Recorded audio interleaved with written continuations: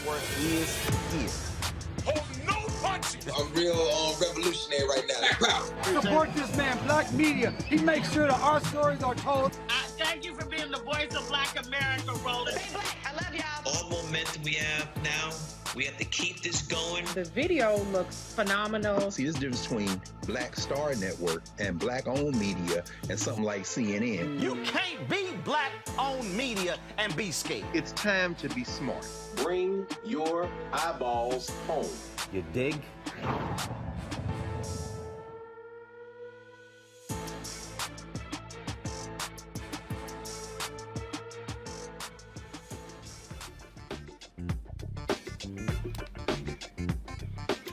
Today is Friday, May 13th, 2022. Here's what's coming up at Roland Martin Unfiltered, streaming live on the Black Star Network. Could getting candidates to sign a voting rights contract force them to keep their campaign promises? I talked about that last night in Kansas City, and Cliff Albright, the co-founder of Black Voters Matter, he thinks it could work. He'll be here to explain the voting rights contract Black Voters Matter is asking candidates to sign in Pennsylvania. Also, we'll be joined by one of those candidates, of course, Pennsylvania Representative Malcolm Kenyatta, who is trying to win the Democratic nomination to be the United States Senator there. President Joe Biden urges states to use American rescue funds for crime prevention. Really? More money for cops? That's the best way to use the remainder of the nearly $2 trillion in COVID relief funds? North Carolina Citizens Review Board overturns a police chief's decision to clear officers who held a teacher at gunpoint, detaining her before they realized they had the wrong person. Delaware State University President will be filing a civil rights complaint with the Department of Justice on behalf of the school's lacrosse team, who got stopped and searched by some Georgia sheriff's deputies last month. But the NAACP in Delaware is asking, why did Delaware State wait 3 weeks to even raise this issue? Brittany Griner is going to be staying in a Russian jail for at least another month. We'll tell you latest in her case. And Deion Sanders says the NCAA has a problem. We'll tell you why he says the name, image, and likeness deals could become an issue. In our Education Matters segment, it's National Charter School Appreciation Week. We'll look at proposals to reduce federal funds for charter schools. The Assistant Secretary of Education and Dr. Steve Perry will join me for that discussion. Folks, it is time to bring the funk on Roland Martin Unfiltered on the Black Star Network. Let's go. He's got it. Whatever the biz, he's on it. Whatever it is, he's got the scoop, the fact, the find. And when it breaks, he's right on time and it's rolling. Best believe he's knowing.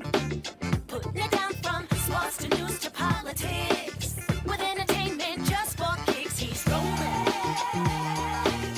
It's on go, roll, y'all.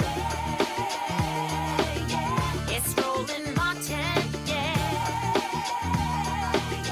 Rolling with Roland now.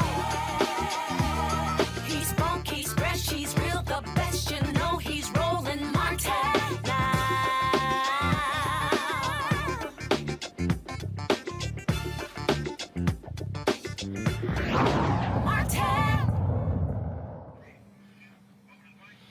Folks, we are in primary season, and on Tuesday, voters in Pennsylvania will go to the polls to choose their candidates in the Republican and Democratic primaries. One of the hotly contested races is going to be who is the next United States Senator. The incumbent Republican chose not to seek re-election, and so therefore it is an open seat. Democrats absolutely want to win that seat in order to increase their majorities in the United States Senate. And so it's a major race, a lot of eyes, a lot of money been spent on that race on the Democratic and the Republican side. Not only that, there are other races for governor as well. Joining us right now is Malcolm Kenyatta. He, of course, is a state official there in Pennsylvania. He is seeking to win that seat there. Glad to have you on the show.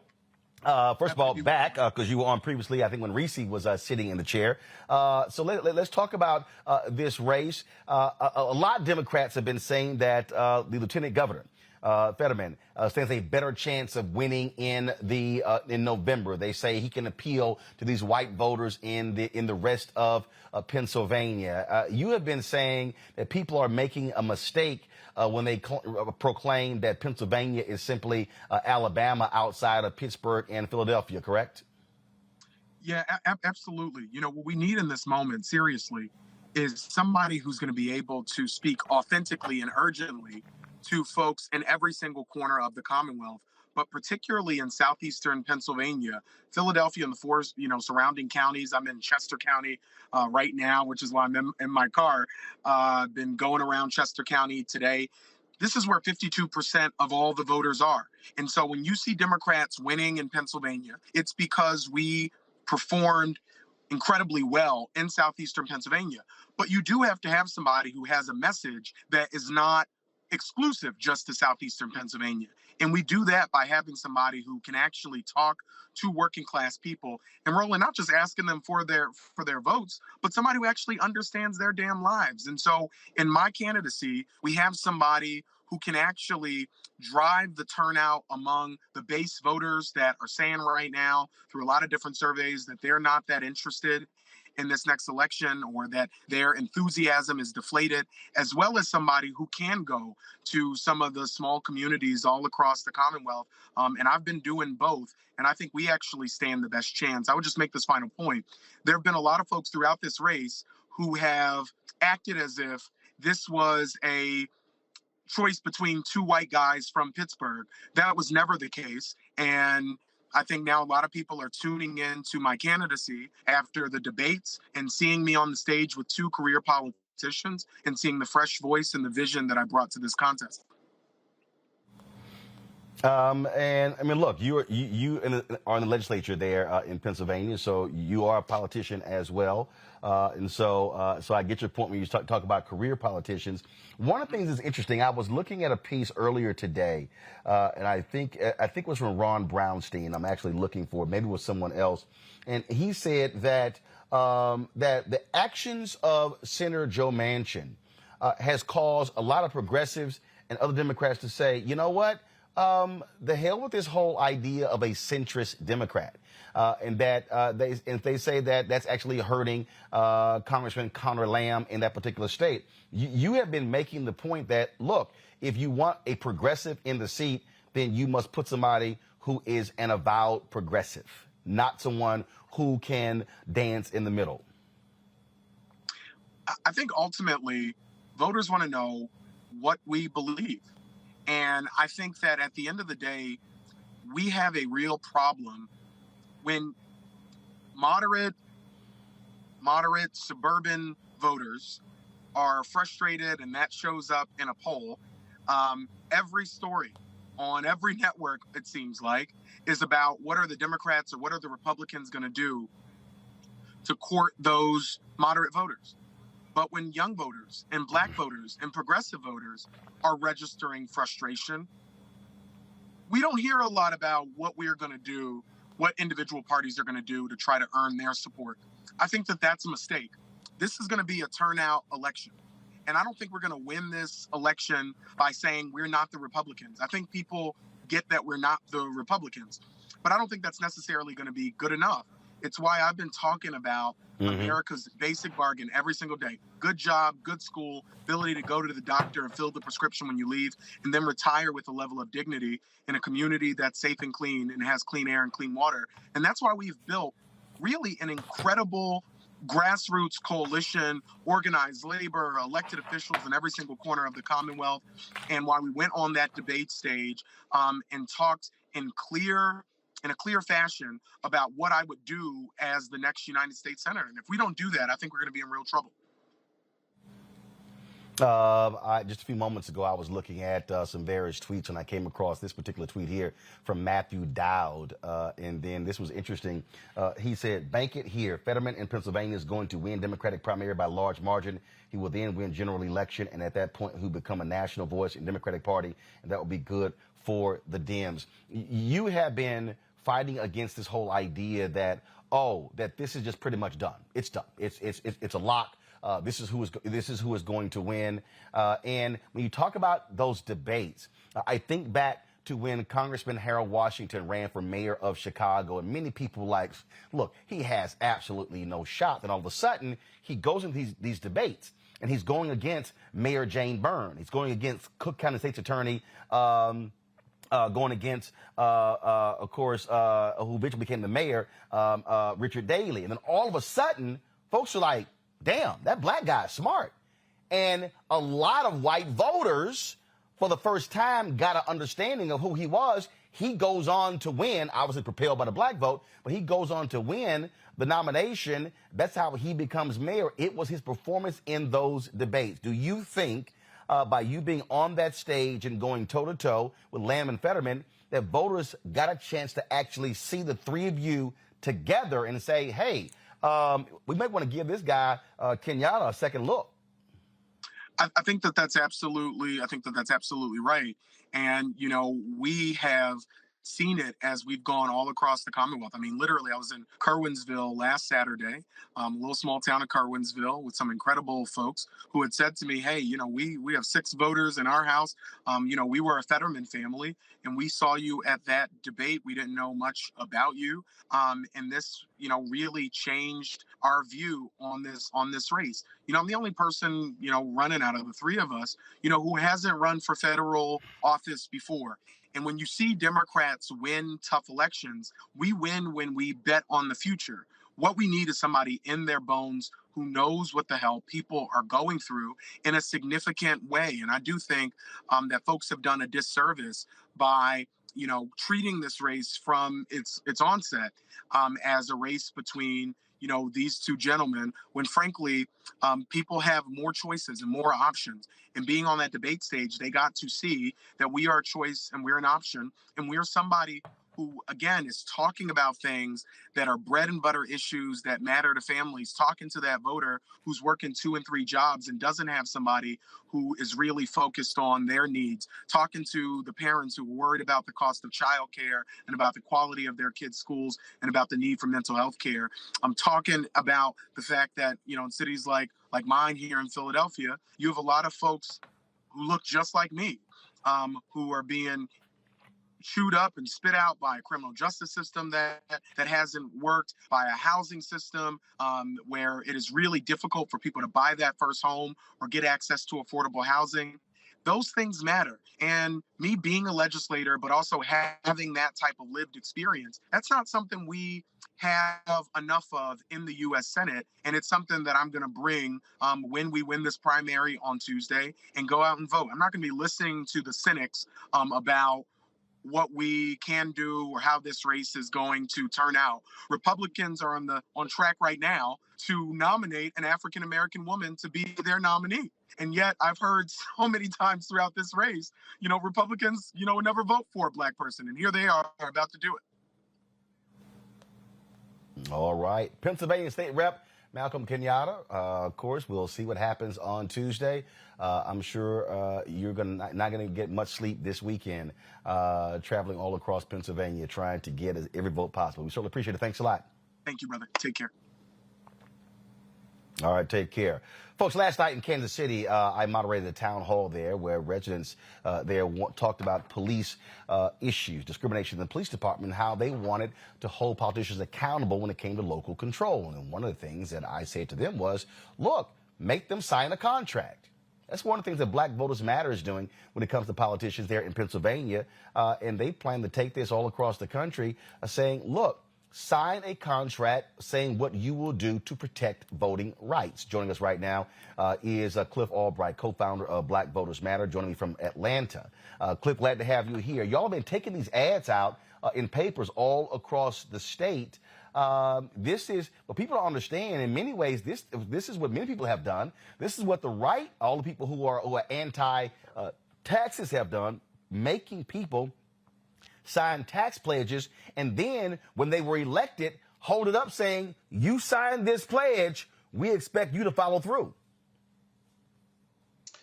Yeah, thanks for having me, Roland. Yeah, let me start off by saying that we started this ad campaign with the Philadelphia Tribune, which is, as you probably know, one of the oldest Black-owned newspapers, the oldest in the state of Pennsylvania, one of the oldest in the country. And so, you know, again, shout out to Black-owned media like Black Star Network. But yeah, we took these ads out and we're calling on these candidates to sign these contracts, because what we don't want to have happen is that, you know, we mobilize voters and Black voters come out voting for these candidates, but there's nothing concrete to hold them accountable to. We wind up sending 2 more or 3 more Joe Manchins to the Senate, and people wind up having people that say, "Oh yeah, I like voting rights. I just don't know if I want to vote for this bill, or I'll vote for this bill, but I'm not going to vote for filibuster reform, or I believe in voting rights. I just don't believe for voting rights for the 700,000 residents of D.C." So what we want to do is get them on paper. We want to see some signatures on paper where they're telling us what it is that they're going to commit to do in regards to these 3 specific aspects of voting rights. And it's important that we do that, because a lot of times you'll have people telling you what they did in the past, right? Which is important, right? Like where you stood in the past, and more importantly, how willing you were to fight for that, right? Like a Malcolm Kenyatta, who doesn't just tell us what it is that he's going to do. We've seen him out there fighting for voting rights. I was at a rally with him in D.C. in the midst of the summer. So what you've done in the past is important, but sometimes these candidates will say, well, I co-sponsored such and such bill. I co-sponsored D.C. statehood, or I co-sponsored John Lewis Voting Rights Act. Well, that doesn't mean a whole lot. Joe Manchin co-sponsored, in fact, he wrote the Compromise Freedom to Vote Act, and then he voted against filibuster reform in order to get his own compromise passed. So we don't want to just hear about what you co-sponsored in the past. We want you to tell us and tell the public and put it in writing what it is that you're going to do in regards to voting rights. And see, the reason signing the contract is important, because what it says is, oh, you have a choice. Sign it or you don't sign it. And those candidates that do, then Black Voters Matter tells the public, this is who actually signed it. This is who didn't sign it. That's right. That's right. And when we put out I did a tweet earlier today announcing that we were doing the ads and putting the image of the ad out there. And before I could even put my phone away, Malcolm Kenyatta had already just gave a very simple response. I'm in, right? That's all it takes. But, we got people who will try to say, well, I did this in the past, or look at my website. It says I support. We don't want to see what's on your website. It's a very simple question. Can you sign this or not? Do you believe in these 3 things or not? If so, just say so, right? It shouldn't be that difficult. If you've done so much to say that you believe in the past, then just say, yes, I'm signing today. That's all we're asking for. That shouldn't be a lot. And what we're saying to these candidates is, are you willing to commit to voters that you are asking to commit to you? They're going to be out there all weekend going around, and including going around to Black voters, asking Black voters to commit to them. But are you going to commit to us? That's all we're asking for them to do. And all it takes is a very simple response, whether it could be social media, it could be by email. We emailed their offices. It could be by phone, whatever it takes. But we want to see those signatures on paper, and we want to see it public. That's what we're demanding, because at the end of the day, it's voting rights, and we've said this before, and you talk about it all the time. It's voting rights that lets our movement on all these other issues be possible, whether it's reproductive justice or racial justice, fighting police violence, all of the economic justice, all these issues. We can't get a people's agenda if we don't have governance that reflects the people, and we can't have that type of governance if we don't have our voting rights. But Cliff, this is also why I have been saying to people, you also have got to be mobilized. You've got to be organized. See, it's real easy for one celebrity to come out and say, I want this, I want to see this. But if you don't have people behind you, if you don't have an infrastructure, then you can't do these things. And I think that's also the mistake that so many people have made in the past, where they just think that, oh, well, this person said this, yeah, we getting behind that. No. When you're able to sit there with a candidate and say, now, if you don't sign this, you do know we got a mailing list. You do know we have cell phones. You do know we can activate people. And that was the thing I said last night in Kansas City. I said, if y'all are able to mobilize and get 40,000 people to commit to voting your way in the election next year, I said, ain't a politician in the city going to ignore you because you have mobilized and organized.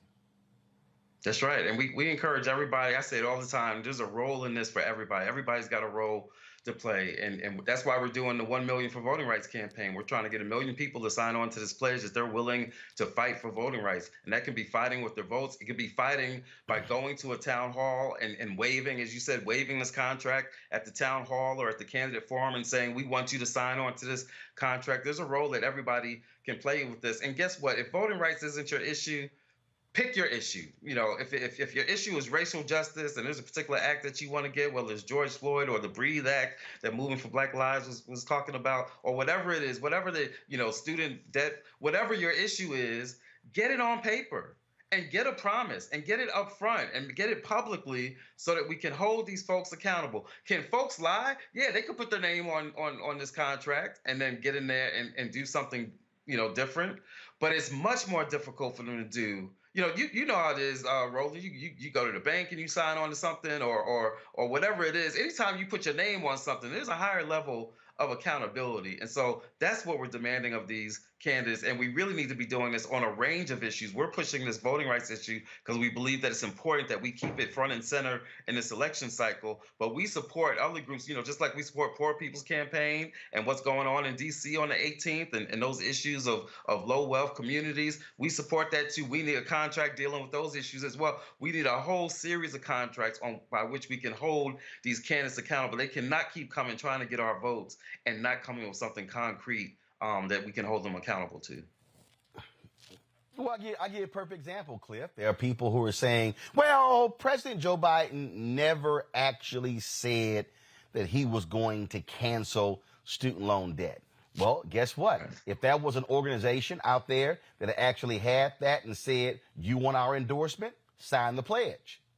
Then, all of a sudden, when they're in, you can say, this your signature? Here's a video of you signing it. Why have you not done it? You're exactly right, Roland. You got these different videos out there. Somebody tried to tell that to me a couple of weeks ago. They're like, "Oh, why y'all lying on him? He didn't say that he would do such and such." And then, I pulled up the video where he said, "I'm gonna get rid of for this entire generation." To get rid of the $10,000 in student debt, an entire generation, right? But your point is that if he had a signature on a piece of paper on a specific item, then we wouldn't even have to have that debate. We wouldn't have to go fishing around trying to find audio clips and video clips because we'd have something very clear in writing that we could hold him accountable to. While we're talking about Biden, I heard you talking with Representative Kenyatta about about the polling. And one of the things I just want to encourage folks, and this goes for Pennsylvania and every other state, and we say it all the time, polls don't vote, people do. I'm old enough to remember in the state of Georgia where nobody thought that we'd be able to win one Senate seat, let alone 2 Senate seats. I'm old enough to remember when Senator Warnock was polling at like 4 or 5 single digits percentage, and then the WNBA came out and started wearing those shirts, and all of a sudden he went up. I'm old enough to remember when people had written off Joe Biden, during the primaries, and then black folks in South Carolina came back and said, no, we got something different to say. Not the direction I wanted to go, but that's what black folks in South Carolina said. So my point being, polls don't vote, people vote, and until those votes are cast, then people don't need to be going to the polls just thinking about what the polls have said ahead of time. If everybody polls based not on votes based not on what the polls say, but on what it is, who is it that best reflects your dreams and wishes? If everybody votes that way, it won't matter what the polls may have said ahead of time. We can define electability. Black folks have always defined electability. We defined it in 2020. We can define it in this election cycle. And now more than ever, it's important that we do so. All right. Cliff Albright, co-founder of Black Voters Matter. Man, I certainly appreciate it. Always glad to have you on the show. Thank you, Roland. All right, folks. Let's bring in my panel now. Kelly Bethea, communications strategist. Michael Imhotep, host, the African History Network show. Dr. Jason Nichols, lecturer, Department of African American Studies, University of Maryland. Glad to have all three of you here. Jason, I want to start with you. Again, I keep saying this over and over and over and over. If you look at the success of institutions, it is when people were organized and mobilized. And it drives me crazy when I see people on the city level, the state level, and they're talking about issues. They're talking about what needs to be done. They're talking about how we should be changing things. And I'm going, if you're hoping people show up, you're going to have a problem. But when you've gone out and when you've galvanized 2 and 3 and 5 and 6 and 8 and 10,000 people, I mentioned earlier Congressman Harold Washington. One of the things that he did, he didn't actually think was going to happen. He actually challenged Lou Palmer and others by saying, "Oh, if y'all go register X number of African American voters, then I'll run." Then they went and did it. He was like, "Shit, damn, I guess I got to run now," because that was not his intention. He didn't think they could do it. They went out and did it. And the reason he was elected, and the numbers don't lie, more than 75% of eligible and registered black voters voted for Harold Washington to become the first black mayor of Chicago. 75%. I keep saying to black people, if we maximize our numbers, we can flip many elections. Ain't gonna happen if we're not maximizing our numbers, and that ain't going to happen unless you mobilize and organize. No, absolutely. That's absolutely true. And I love the example of Harold Washington. Another thing that helped Harold Washington was that he built the right coalitions and built basically the second iteration of the Rainbow Coalition and got Rudy Lozano with him, who went all over into the Latino communities, into the Asian American communities, and they all got behind Harold Washington to topple that Chicago machine. And I think we can do that in a lot of places where people have similar concerns. And that's one of the things I loved about the interview that you just had with Malcolm Kenyatta, was that he was not taking any votes for granted. He understood that his stronghold is southeastern Pennsylvania, particularly the Philadelphia area and the Philadelphia suburbs. But he was still going to those other areas and not ceding, a vote saying, oh, they won't vote for a black man in this area or that area. Every vote counts. So when you go out and you organize in your, with your base, but then are also not afraid to expand beyond your base, you actually can start winning elections. And that's something that we're seeing. I hope Malcolm Kenyatta, I find him to be a pretty compelling candidate. It'll be a tight race and a difficult race for him to win. But I think, the way he's approaching it and the way that the Black Votes Matter people are organizing in Georgia, because they don't want to cede any ground that they've already won, and they're organizing and holding elected officials accountable. You can't just give lip service. We actually have your signature. That's going to be really powerful in the future. And I hope that people across the country take note of what they're doing down there in Georgia. And look, Kelly, it's not that hard for people to literally say, hey, if you support these issues, sign here. But again, there has to be an actual plan. And that to me is always, I think, the one piece where people start getting afraid, because what I'm talking about now requires accountability. Because it's real easy to say we should do these things, but you actually organizing and mobilizing to doing it, see, that's a whole different thing. That requires work.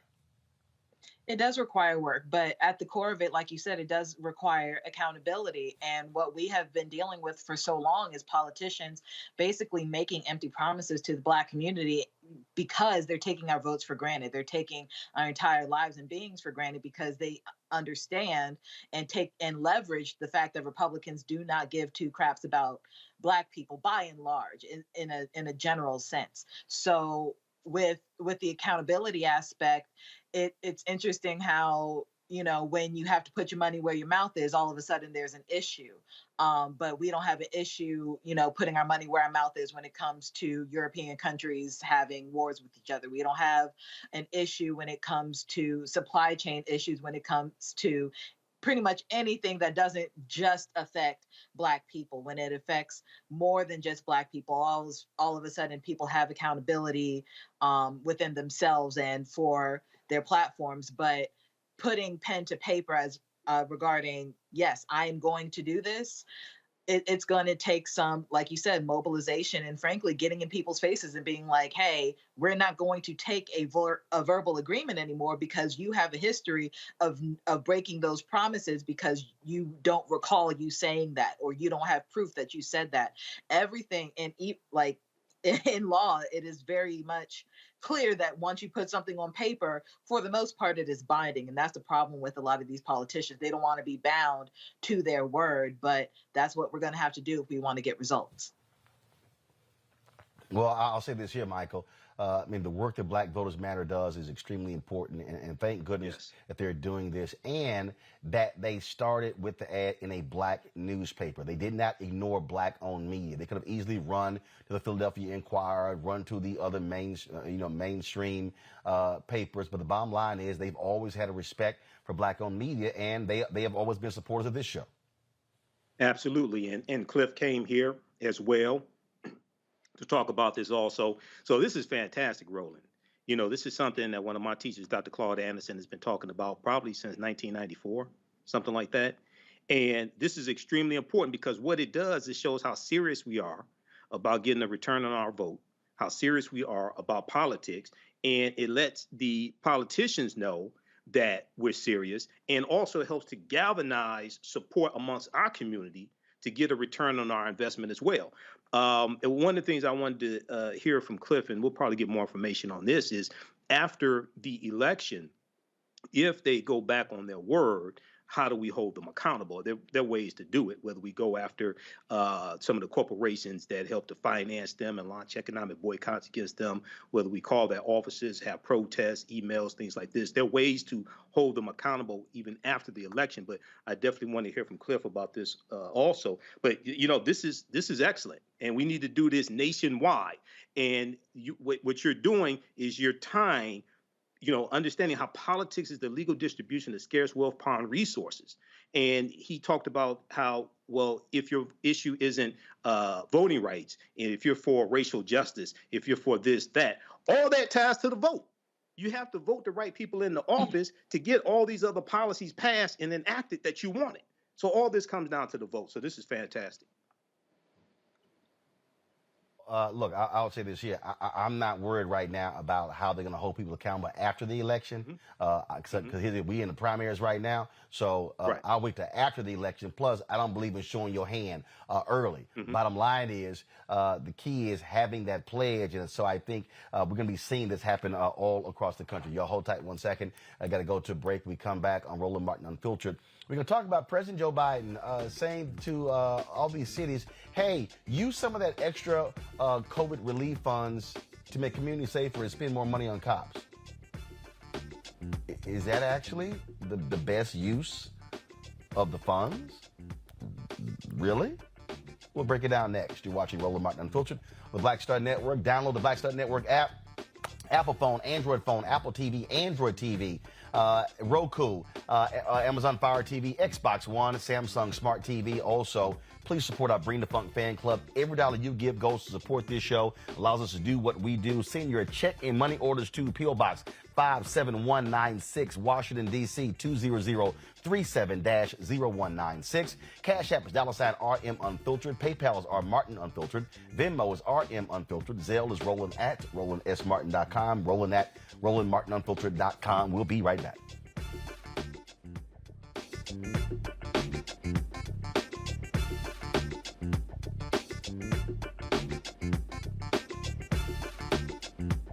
The next Get Wealthy with me, Deborah Owens, America's Wealth Coach, you're going to learn about the silver tsunami, which means that 1 million people are turning 65 every day, and they're going to need some kind of care.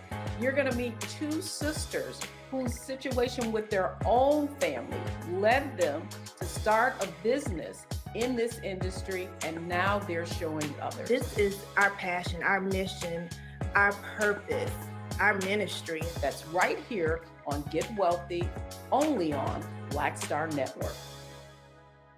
Pull up a chair, take your seat. The Black Tape with me, Dr. Greg Carr, here on the Black Star Network. Every week, we'll take a deeper dive into the world we're living in. Join the conversation only on the Black Star Network. Yo, what's up? This your boy Ice Cube. What's up? I'm Lance Gross, and you're watching Roland Martin Unfiltered.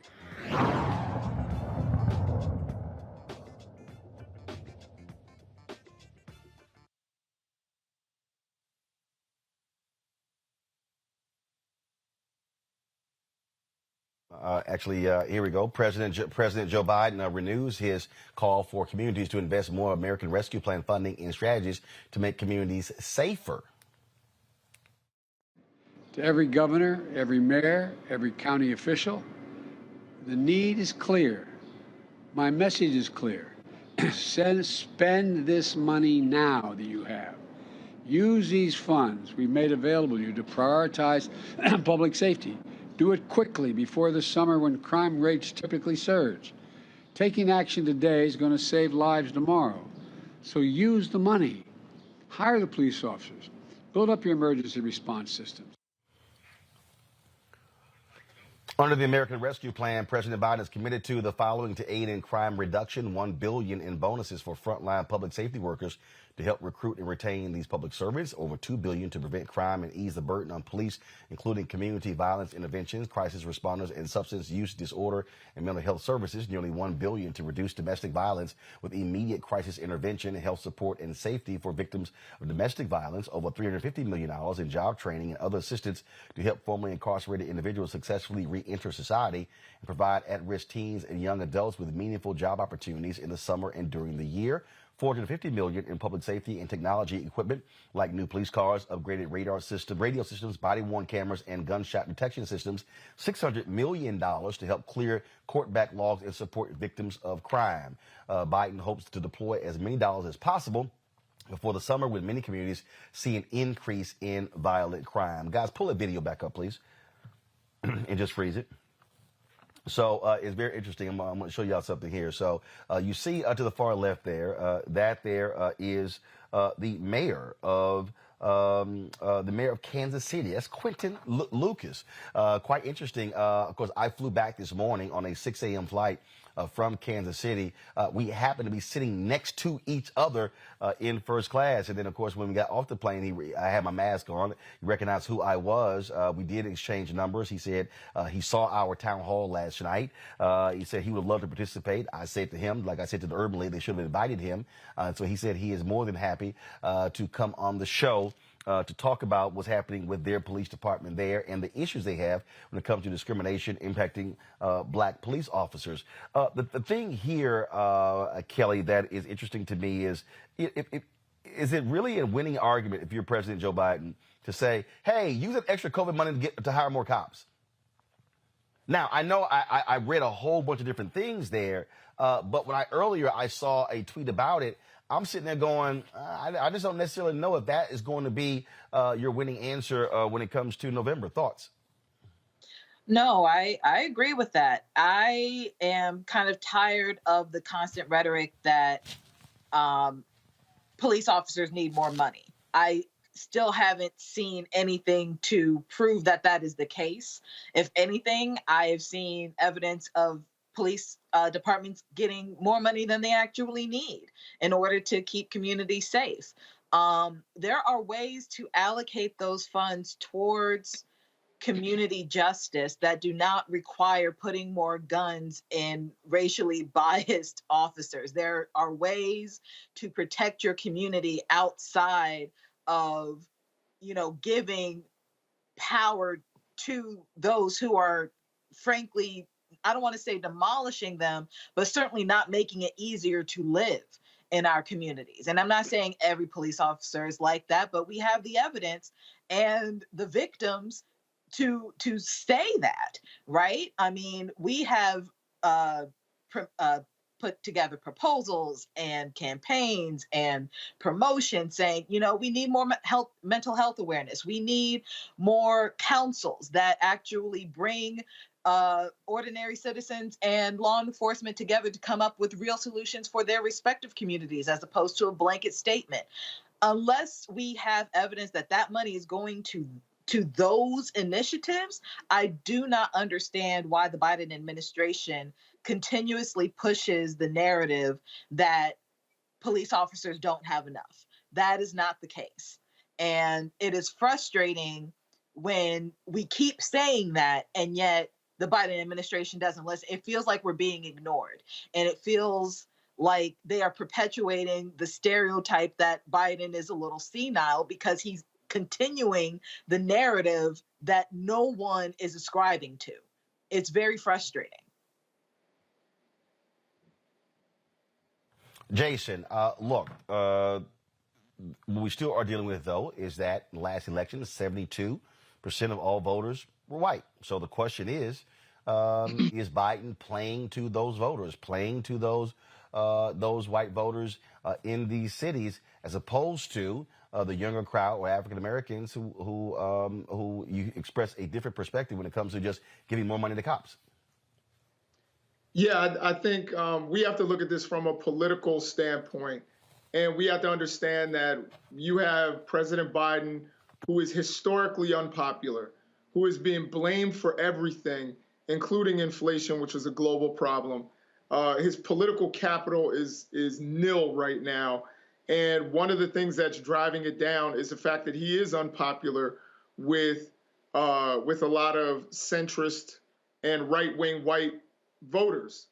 And I think the calculus that they're doing is that what drove them over the top against Trump was this idea that there's a center, and that small sliver of the center chose Joe Biden over Trump. And if you have a huge spike in crime, particularly in urban areas, that's going to become a big talking point in right-wing media. As you know, Roland, if there's one thing I know, it's right-wing media. And one of the things that they will do, they will capitalize on that. And it didn't go well, the defund the police. As many times as we all tried to explain what defund the police meant, as far as sloganeering, it wasn't an effective slogan. And it was something that, even though the idea is correct, the slogan didn't work. And then it got conflated with abolish the police and, all these kinds of things. And I think Joe Biden, who's being casted as someone who is a leftist, someone who is governing far to the left of what he said he was and what he's been throughout his career, is trying to make a political decision, a political calculus here that says that the way that we hold on in midterms, the way we win some of these areas like Pennsylvania, is to play to this kind of centrist person, this independent voter. And we'll see how it works. Joe Biden isn't necessarily popular with anybody right now, so it's going to be difficult for him one way or the other. And I think he's trying to make a political decision here by saying that we're going to fund the police. We're not going to defund the police. We're going to fund the police. That's what he said during the State of the Union, and that's what he's holding to. And honestly, that's what he's been saying his entire career. So people who vote against or who are upset with Joe Biden saying this, you got to understand that's what you voted for. He's been saying this his entire career, is giving police more money. And he said it during the campaign. But here's the deal. But here's the deal. Him saying that his whole career, though, Jason, don't mean jack when it comes to where you are right now. It's also reading the room. The reality is this here: Democrats. This is a base election.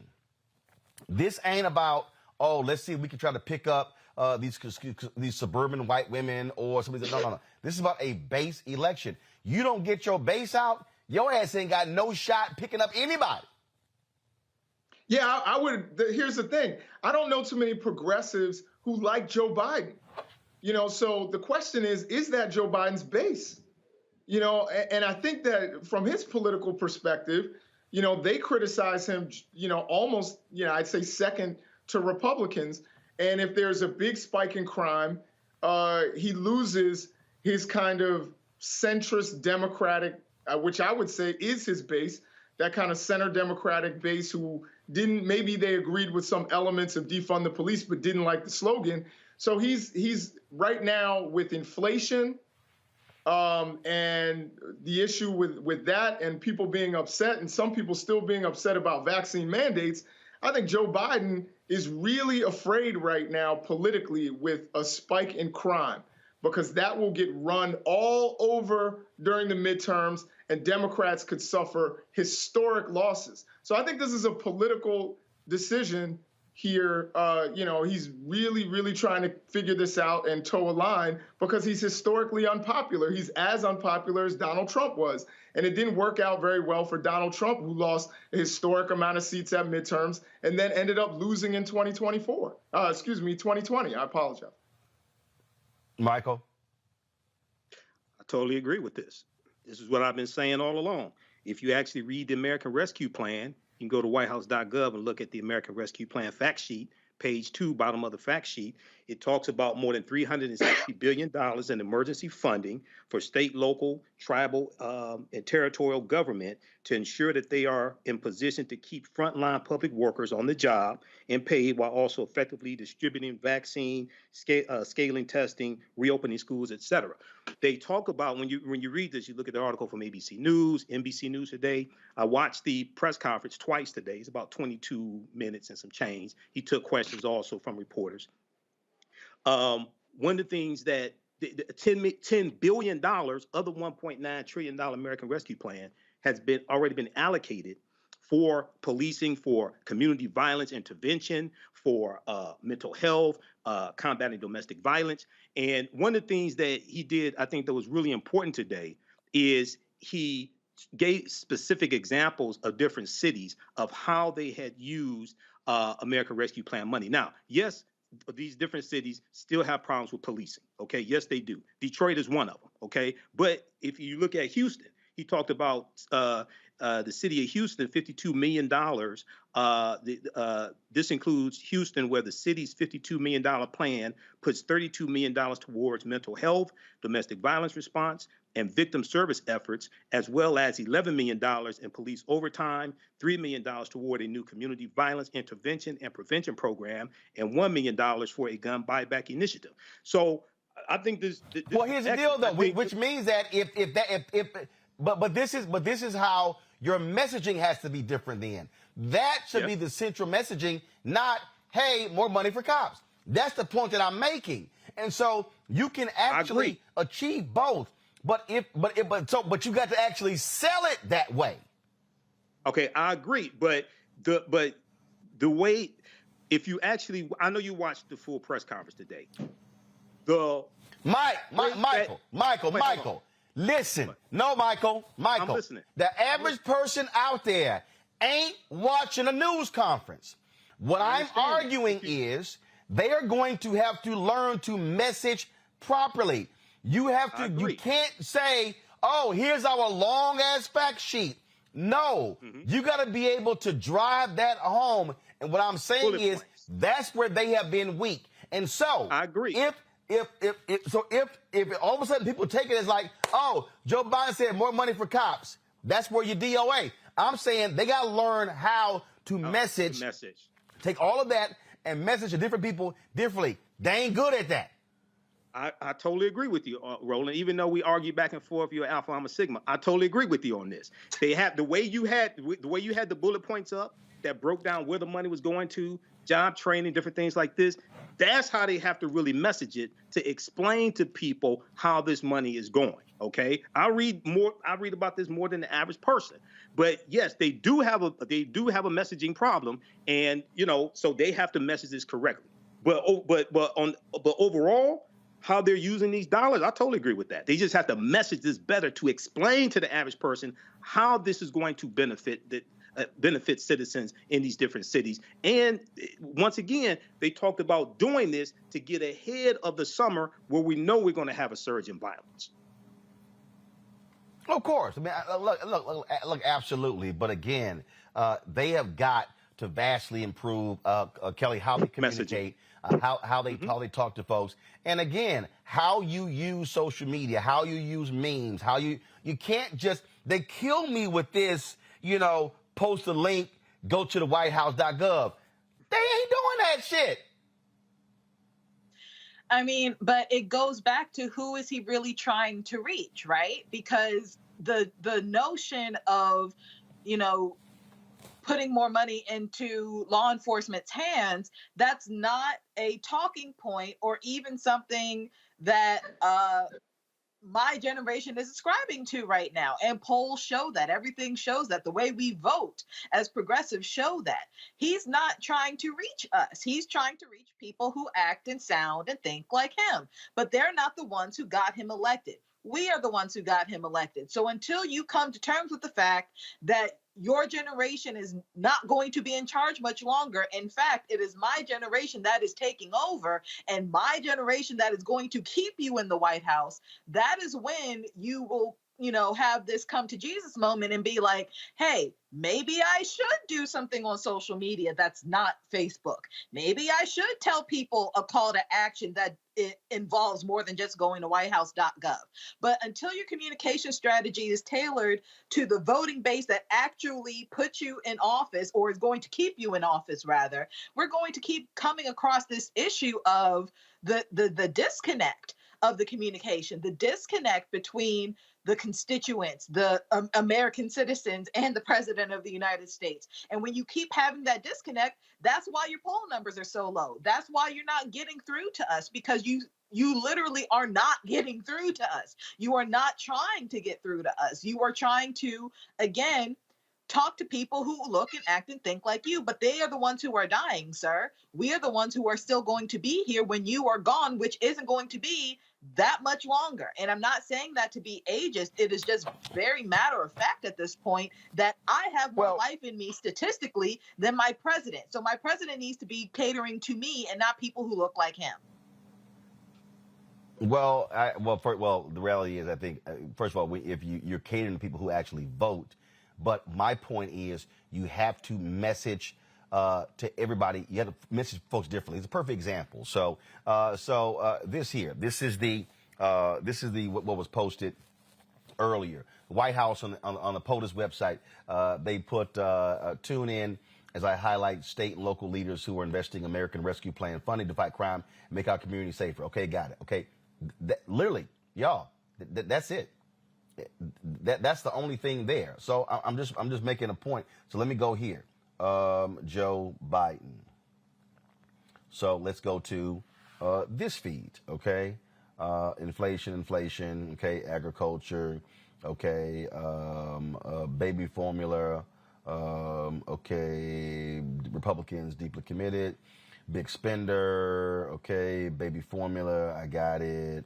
Okay, COVID. Okay, so again, nothing on Joe Biden's Twitter feed with regards to that whole deal in terms of crime. Okay, so let me just go here. DNC. Let's go to Democratic Party. Okay, so here we go. Okay, we're fighting for better. Blah blah blah blah blah. Okay, got it. So this is not their main page. It's actually, so let's see, follow us at the Democrats. Okay, let's go there. 2.2 million. Okay, First Lady and military families. Okay, fertilization prices. Okay, ending Roe v. Wade.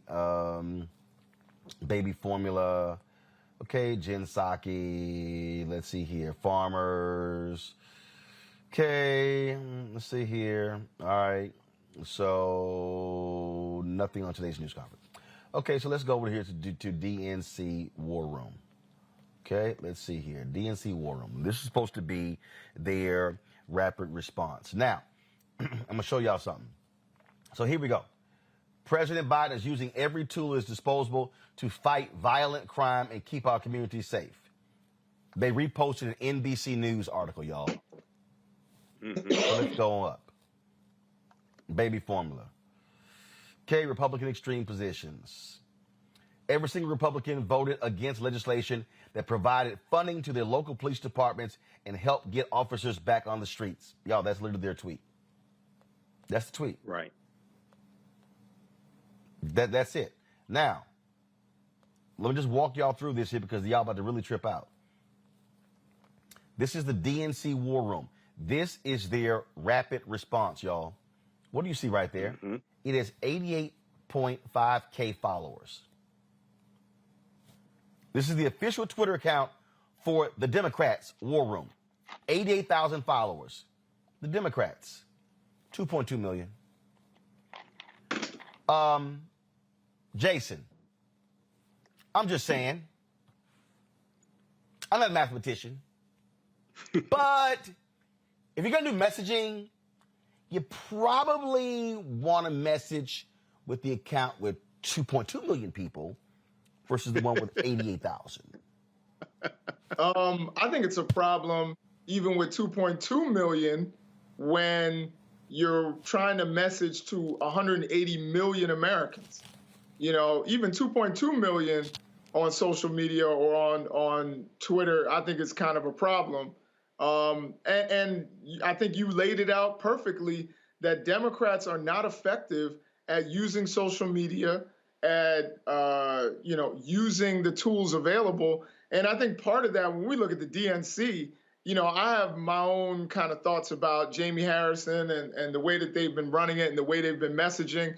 And I think that they're going to take some losses come November if they don't make some serious changes in terms of messaging. And it shouldn't be up to Roland Martin to do it for them. You know, they have to do a better job at getting the message out. It ain't that hard. Down what Michael laid out was, you know, is what it is. I think there is some funding in there for the things that the defund people were interested in, like mental health. You know, there were things in there that could be used in ways that I think would be amenable to progressive people. But they don't message very well.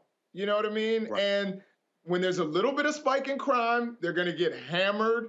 You know, the Republicans are going to do an excellent job. All those blogs, all those podcasts, all them, they're going to hammer it. And then, you know, Democrats, they're going to tweet something out to 88,000 people. I'm just saying. All right, y'all got to go to a break. We come back, Black and Missing. We'll talk about also the latest with Delaware State and those Georgia sheriff's deputies that stopped them and inspected their bags for some insane reason. You're watching Roland Martin Unfiltered, the Black Star Network.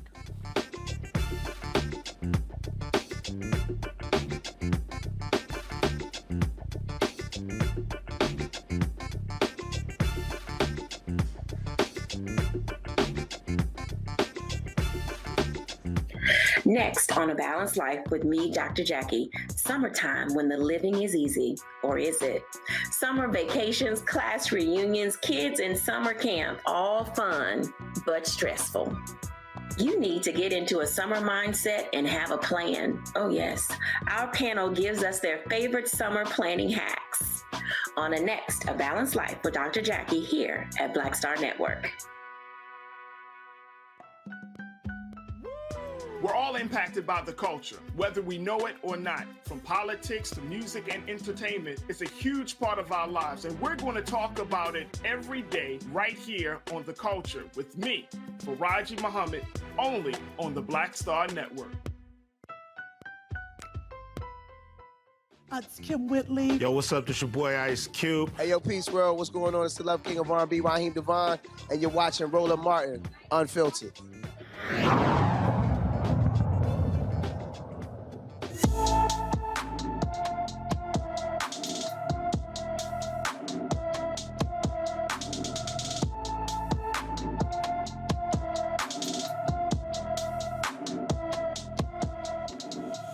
All right, folks, the Montgomery County Police Department is searching for Samuel Herbert Laurent, who disappeared from Bethesda on April 29th. The 17-year-old is 5 feet 6 inches tall, weighs 150 pounds, with black hair and brown eyes. Anyone with information about Samuel Herbert Laurent should call the Montgomery County, Maryland Police Department at 240-773-5400, 240-773-5400. Delaware State University President Dr. Tony Allen is speaking out after the Delaware State women's lacrosse team was stopped and searched by a local Georgia Sheriff's Department last month. Allen says the university filed a complaint with the Department of Justice under the Civil Rights Department that took place during today's news conference. Today, I am announcing the university's intention to file a formal complaint with the Civil Rights Division of the United States Department of Justice. The basis of this complaint will be police misconduct related to the April 20th incident in which Liberty County Sheriff's Department officers conducted a constitutionally dubious stop and search of a charter bus transporting the university's women's lacrosse team. That complaint, as a public document, will be made available to all of you when it is filed. I do not intend to debate the merits of our complaint in the public square. From our standpoint, the evidence is clear and compelling. Our women's lacrosse team is one of only 5 Division I lacrosse teams fielded by a historically Black college or university in America. They are exceptional student athletes and exceptional people, coached by a standard bearer for the sport, Coach Pam Jenkins and her excellent staff. Now, Tuesday, Liberty County Sheriff William Bowman, a brother, his account of what happened contradicts what is on the body cam footage. We actually talked about that in terms of what he said. So Bowman, he's got some explaining to do why things are so different. Folks, in North Carolina, the Charlotte-Mecklenburg Citizens Review Board overturned the police chief's ruling exonerating the officers who wrongfully detained a Black teacher in June. Jasmine Horn was detained when police mistook her for a suspect with the same last name and a similarly spelled first name. And Jasmine was tracked down, confronted by officers at gunpoint in front of her home, and placed in handcuffs for about 15 minutes. Your hands up! I live here. What's your name? Jasmine Horn. Step out the car. Jasmine Horn? Yes. All right, face the car. I live here. Okay, face the car. Put your hands behind your back. Drop the bag. Okay. I live here. What's wrong? I'll explain to you. Grip her hands. Hold on. Deep breath. Yep, cover.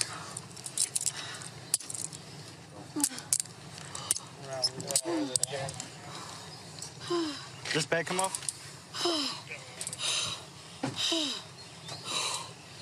You all right? Yeah. All right. You got anything on you? Any kind of weapons, anything like that? No. All right. Put her, walk her back to her car and then get a good search. Is your phone and everything? Yeah, it's her phone.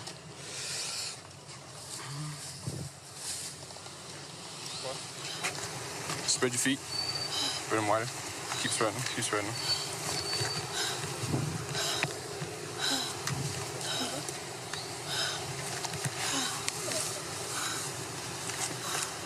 Just take a deep breath. All right.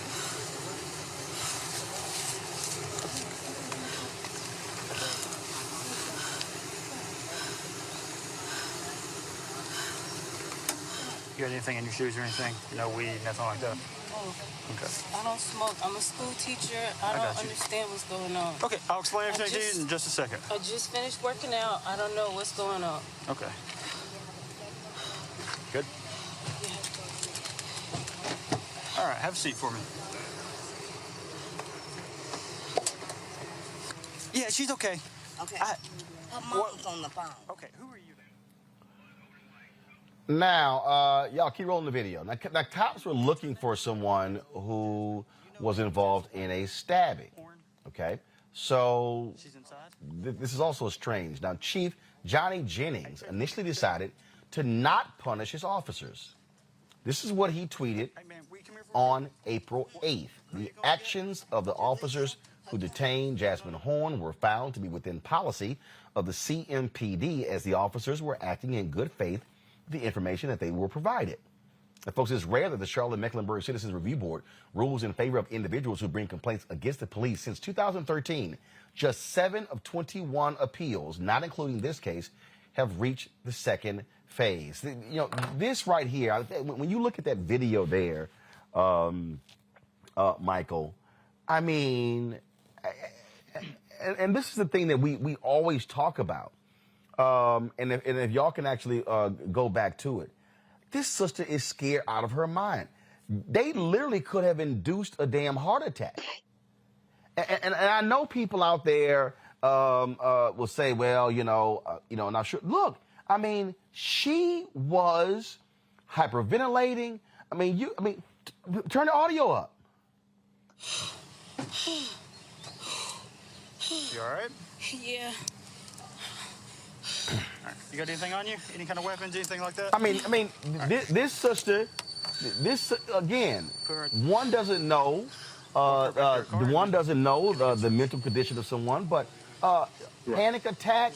I mean, any number of things. I mean, this is what black people deal with when we get pulled over by cops. And I mean, that sister was straight up terrified, Michael. Right, and you know, reading about this case, there's still some things that are unclear to me. So, one, they said that her name was similar to the suspect they were looking for, the same last name, but the spelling of the first name was different. Two, it says, looking at the article from the Charlotte Observer, officers tracked down her car, confronted her at gunpoint in front of her home, and put her in handcuffs for around 15 minutes. So, was it the same car? It was the same license plate? What? There's still some elements that are missing here. I'm trying to figure this out. Maybe you have more details than I do, Roland. Yeah, she's okay. Okay. Her mom's on the phone. Okay, who are you to her? I'm her grandmother. Grandmother. Okay. Please turn the audio down. So this is the thing that's crazy to me, Jason. When we see these stories, okay, if you're going to sit here and track someone, don't things should sort of like link? Mm-hmm. Because okay, you're looking for a stabbing suspect. All you had was a name. That was it. No description, no car. I'm curious, did it just happen? Did it happen yesterday? A couple days? That's bad policing. Yeah, I was thinking that very same thing about the fact that there was not some intelligence there, and I guess that's kind of a double entendre there, but like that they didn't have the intelligence, for someone with a similar name. It's not even the same name, apparently. And someone I suspect that if you looked in a phone book in the Charlotte area and looked up Jasmine Horn, you'd probably get quite a few people. That's not some, rare name. And the fact that they made that kind of a decision to run up on somebody, they went to her house and they had guns drawn, I think is terrifying for all of us. That somebody with a similar name, could have committed a crime and police don't do their due diligence and they'll just run up on us with guns drawn. That must have been a terrifying experience. And to say that is within the, within the purview or what they do in Charlotte is also, I think, an indictment of the Charlotte police. Those are not best practices. It doesn't seem like to me. I think you definitely would want them to do, better intelligence work to figure out that they're actually going after the right person. Kelly, this took place, almost a year ago, and I just, again, the thing that keeps just jumping out at me is, this sister was trying to calm herself down. She was, you can see her breathing heavily, trying to bring herself down. And I'm trying to actually pull up a video here. She talked to WCNC in Charlotte, where she said that she is still traumatized. She still has flashbacks. She still is just bothered by what happened, and she should. She absolutely should. I deal with anxiety myself. In all honesty, today was not a great mental health day for me. And just seeing this, I like putting myself in her shoes. I can only imagine what she was thinking, what she was going through. Just the total fear on her face. And honestly, looking like she's wondering whether she's going to make it home or or die. And it's just like all of this could have been avoided had these police officers done their due diligence. Like, check her ID, check for the spelling, check anything. You have a database in your car to check these things, and it does not appear by the looks of this video that they did any of that. They just saw her and was like, we got her, done. And my thing is, if you have the name of the person, surely you have a picture of the person and what they might look like. Do they even look the same? We don't have the answers to these questions. But again, doing your due diligence could have solved all of this. And then to tie it in with what we were just talking about with the Biden administration, this is where you want to put your money. This is where you want COVID relief to go to. Like law enforcement jurisdictions like this, where they don't do their due diligence with the budget that they already have. So they're just going to have more money to basically harass and frankly abuse more Black people because, again, they don't do their due diligence because they don't much care. I mean, that's scary to me. Not nearly as scared as this woman, but that is just scary to me in general. And of course, this took place right in front of her home. This was an interview that she did with WC. Warren, a lot of time has passed since her encounter with CNPD last June, but she admits some days she's still reliving that past. It just brings back a lot of memories and issues that have occurred. This is body cam footage of the moment Horn says officers pulled their guns and detained her after she was mistaken for a suspect who had a similar name. Put your hands behind your back. This week, she and the other parties involved shared their version of what happened to members of the Citizens Review Board. And in a 9-0 vote, the board voted in Horn's favor. I was really surprised about that because I was told that most times with the Citizens Review Board, maybe it won't be in the other side's favor when you're going up against the police department. Yet Horn says in nearly 10 months since the incident, still no apology from police. I think that giving an apology would mean admitting a mistake. And I think that when it comes to law enforcement, there's a sense of authority that they try to maintain, and they don't want to lose that. Moving forward, she hopes police might prioritize mental health in hopes of creating more compassion and also require police officers receive additional education and training, too. I do think that this will make the police officers a little bit more reluctant to just pulling out their guns and picking up people off the street. Now, CMPD released a statement on this case earlier this year. What just jumps out at me, my goodness. You're in front of your home, you're coming home, and you're staring down the barrel of a gun. Just unbelievably crazy and absolutely frightening. So hopefully those officers are going to be disciplined, and shame on that police chief for just simply allowing them to get away with it. Speaking of not getting away with something, y'all, check this out. A Georgia sheriff is facing sexual battery charges for groping Judge Glenda Hatchett during a conference. Y'all, the Cobb County Solicitor's Office filed the charges against Bleckley County Sheriff Chris Cootie for fondling Judge Glenda Hatchett at a sheriff's convention earlier this year. After turning himself in, Cootie is out on bond and says he's taking the charges seriously. Cootie says he's looking forward to personally expressing his regrets to Judge Hatchett at the appropriate time. Now, so what happened here? What happened here, y'all, was Judge Hatchett was the guest of someone else. And what happened was she was introduced to this sheriff, who then apparently he approached her.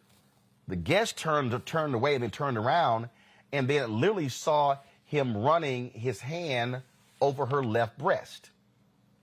Now, this Sheriff Cootie, according to the other guy, likely was intoxicated, and he literally slapped his hand back, cussed him out. Now, Judge Hatchett was not the one who filed the complaint. It was filed by the gentleman who invited her. but she did allow her name to be used, and she was shocked and stunned by this. And so, Kelly, so here you have this sheriff. He wants to express his regret. How about you just plead guilty? I mean, there's so many things that went through my mind when I first heard this story, but primarily he was not arrested on the spot.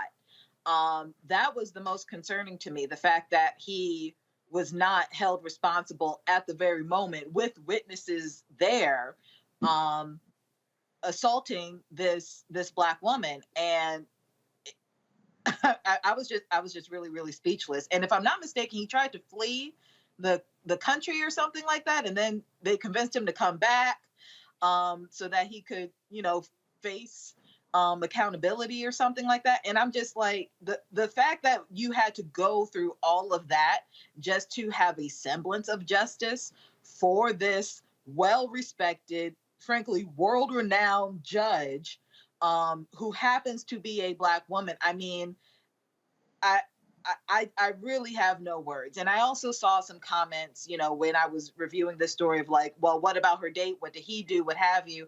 I mean, I can't speak for how other people would react when you see something like that, because it is so out of the norm. It is so uncommon to do that so publicly, so brazenly, whether you're intoxicated or not. The fact that you felt entitled to someone else's body in that regard. If I were a third party to see that, I know what I would do, but I can't put what I would do on somebody else. Like, that was traumatizing for all parties involved, less the assailant himself. So I hope that she gets justice. I hope that, they bury him under the jail. He does not deserve any type of goodwill towards him, because that is absolutely disgusting, no matter who's involved, but least of all, Judge Hatchett. I'm just sort of sitting here, Jason, going, I want to be able to express my regret. How about your ass just plead guilty and own up to it? I did it. Right. It shows you the hubris of an entitled old white guy. It's unbelievable, number one, the disrespect to do that to a judge. Now, don't get me wrong, that shouldn't happen to anybody at any time. But I think he was aware of who she was and still was like, who cares? And was willing to break the law out in the open. That shows you the disrespect he has for women's bodies, the disrespect he has for Black women's authority, and just his, if he's willing to break the law so brazenly and out in the open, what is he doing behind closed doors? It also, for me, it calls into question, I think there should be an audit of his department. What is he doing, as sheriff? What are his deputies doing if he is willing to be out, get so intoxicated that he's willing to grab or run his hand along, a woman's breast, a judge no less, at a public event?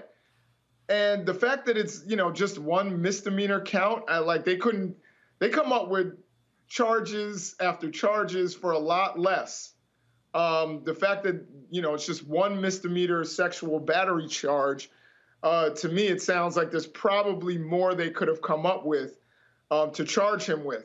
And he's just going to express his regret and move on. That, to me, is, something's broken with the system when you can do that. And something also tells me, if that had been you, Roland, if that had been Mike, or if that had been me, I think that the charges would have been very different. Particularly, we could go a whole lot with that scenario.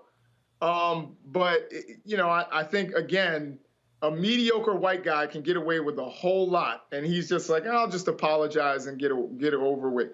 And he won't even plead guilty to what he did, even though he's acknowledging publicly that he did it. Yeah, I think that's where you say, player. you just need to go ahead and plead guilty and move the hell on. Real quick here, this story out of Russia, and that is a Russian court extends WNBA star Brittany Griner's pretrial detention on drug smuggling charges by a month. According to a Russian state news agency, Griner will remain in Russian custody until June 18th. In February, she was arrested at the Moscow airport, where authorities allegedly found hash oil in her luggage, a crime punishable by up to 10 years in prison. Now, quote, it's not confirmed what substance was actually in the vape pen Griner had. The U.S. State Department recently classified Griner's arrest as a wrongful detention. Griner plays for the Phoenix Mercury. She was in Russia playing in the offseason. Michael, Russians are clearly saying, nah, we're going to keep extending this thing as they continue to fight Ukraine. I mean, that's what's going on here. So, I mean, she's now will be going on 5 months now in detention in Russia. Yeah, that's what it appears. And hopefully she can get some justice. I was happy to see that her status, at least as far as the U.S. government is concerned, changed to wrongful detention. And, hopefully this turns out favorably for her. It looks like they're going to draw this out. But also, if you look at some right-wing media and the stories they're running, they're talking about how she was caught red-handed, things like this, so it's because I look at right-wing media also, those idiots as well. So once again, hopefully her as well as some others who've been over there even longer, hopefully they can get some justice also. But I'm not waiting on Senator Ted Cruz to do anything, because for the Marine that was just released, his father blasted Senator Ted Cruz for not helping. So we know that Representative Sheila Jackson Lee has been advocating for Brittany Griner's release. So hopefully she'll get some justice here. And also equal pay. Folks, hold tight also 1 second. Go ahead. Sorry. All right, folks, hold tight 1 second. We come back. A discussion. Is the Biden administration trying to shut down or limit charter schools? We'll talk with the Department of Education official, as well as charter school founder, Dr. Steve Perry. And my interview with Liberian President George Weah, as we talk about the 200th anniversary of the first formerly enslaved people of African descent founding Liberia. Our conversation talks about that. Also, his plans for the country, how young the country is, and what he wants to see happen between African Americans and Liberia. You don't want to miss that conversation, folks. All of that next, right here on Roland Martin Unfiltered on the Black Star Network.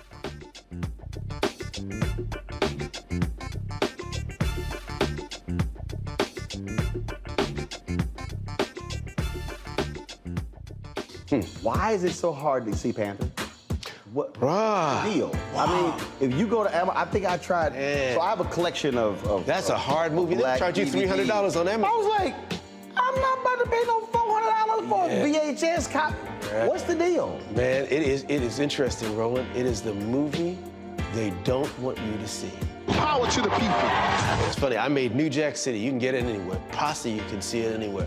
But a movie that says that it is not an accident that we medicated the black communities right around the time when they were getting militant, when you had the Panthers starting to organize, and people starting to vote and march on Washington. We let these communities get medicated. In fact, that comes up in The Godfather, where they say, as long as it stays in the black communities. So we asked the question, they tried to ask us questions. I asked them, the reporters when we did, I said, listen, why is it a 13-year-old boy in the hood can find a way to buy a gun, some liquor, or a church, or some crack, and yet you can't find them to arrest those people? You can't arrest that dealer. Why is that?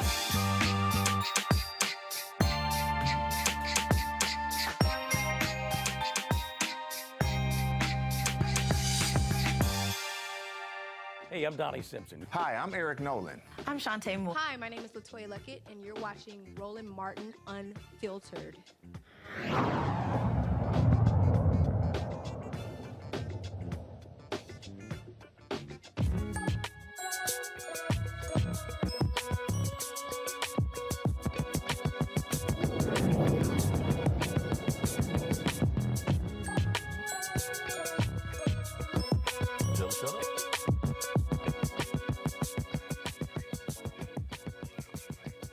Folks, this week is National Charter Schools Appreciation Week.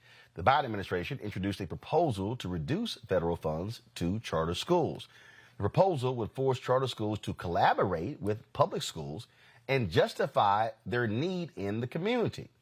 The National Alliance for Public Charter Schools placed this ad in Sunday's New York Times, demanding the administration back off of public charter schools.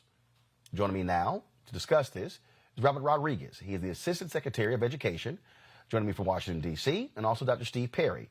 He is the founder of Capital Preparatory Schools from Bridgeport, Connecticut. Glad to have both of you on. So first, Roberto, what is the case here? Is the Biden administration seeking to cut money for charter schools?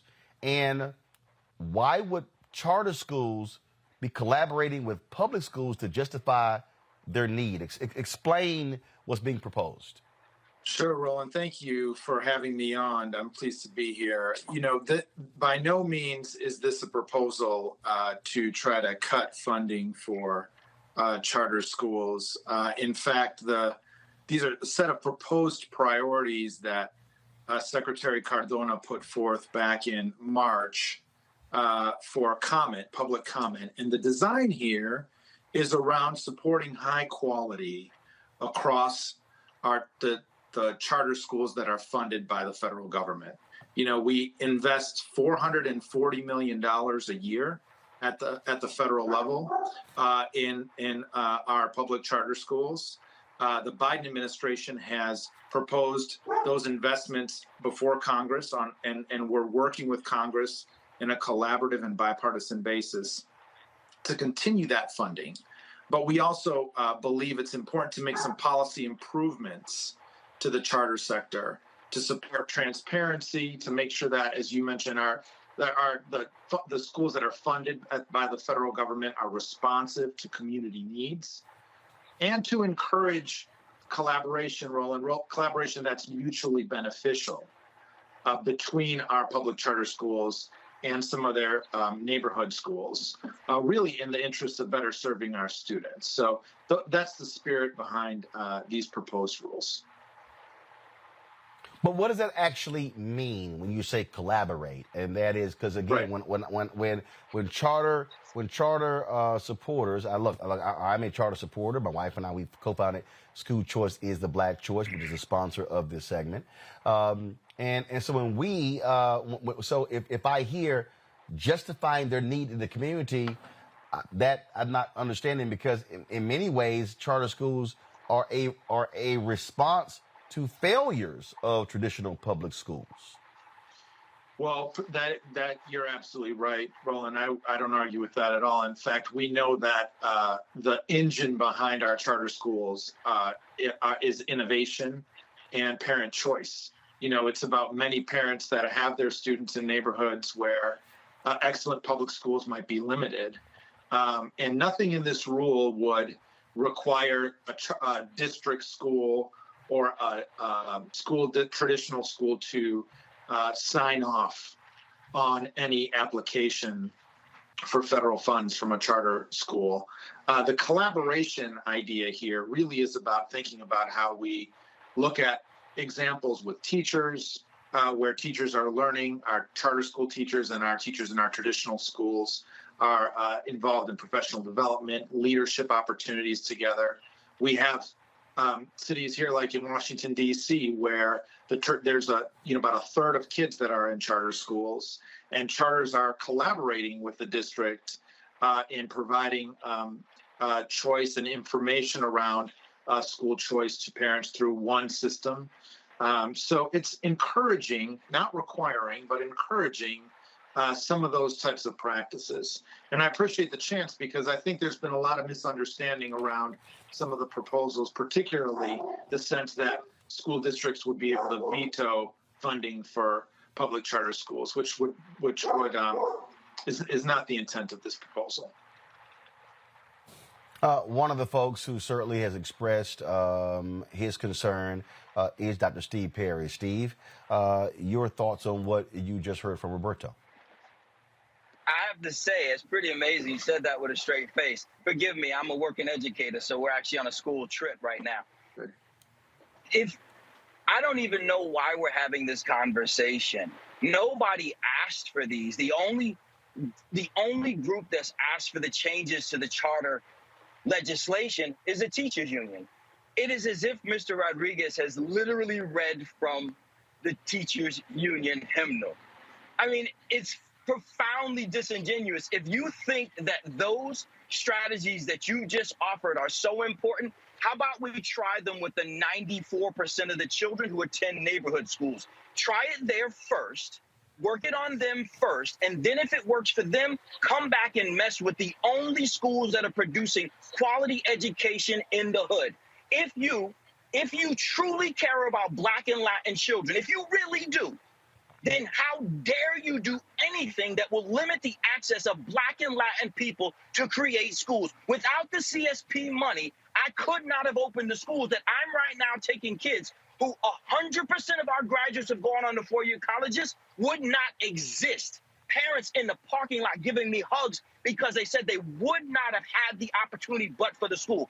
If you cared about our kids, if you really did, if you weren't just trying to protect the status quo and the overwhelmingly white teachers union, if you really were about kids, and if this really was policy that you thought would work, then try it on the 94% of the children who attend the traditional neighborhood schools. But you're not going to do that. Put it on the Title I schools, but you're not going to do that. You're only going to do it on this very small group of people who are finally getting self-determination, Black and Latin leaders who are busting their behinds literally on school trips, trying to save our community. And here you come, a bureaucrat trying to torpedo the work we're doing. How dare you, brother? How dare you? So, again, Roberto, to Steve's point here, is it requiring, because I'm trying to understand here, is it requiring Charles collaborate? And so again, explain this, because again, I've had a lot of people in the Go ahead. Yeah, I'm sorry to interrupt, Roland. Just to answer your question, it is not requiring that collaboration. Again, this is important to correct the record here. And I hear your passion. I hear Steve's passion. I've met with many of those parents, many of our students just this week for National Charter School Week, sat down with them, heard about their journey and their quest to try to provide a better education, to try to provide a college prep education for their students. I met with parents from San Jose. I met with parents from Fort Worth, Texas, from Washington, D.C., and I heard from students.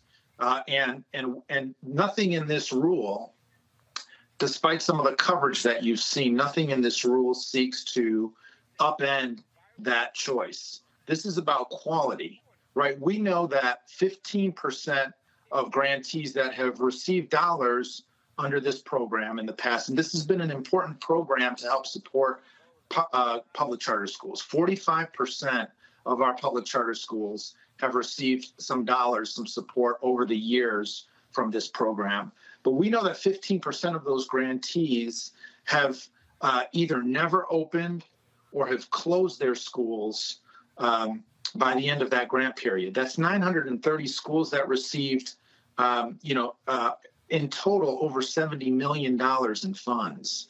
So there is an important fiscal accountability and responsibility piece here that is part of this regulation. The other part of this proposal is responsive to what Congress has provided and put forth in the bill that they brought forth just a few months ago. And that was a provision to prohibit federal support to for-profit operated charters, right? So that's another part of this rule that would propose, not allowing those federal dollars to go to for-profit entities. That's about 11% of our charter schools. It's not the majority. Again, I can tell you, I have witnessed and spent time in wonderful, high-quality charter schools that are providing that innovation and that choice to our Latino communities, to our Black communities. We know 1 in 3 charter school students are Latino, 1 in 4 charter school students are Black. So these are important, important schools and important options.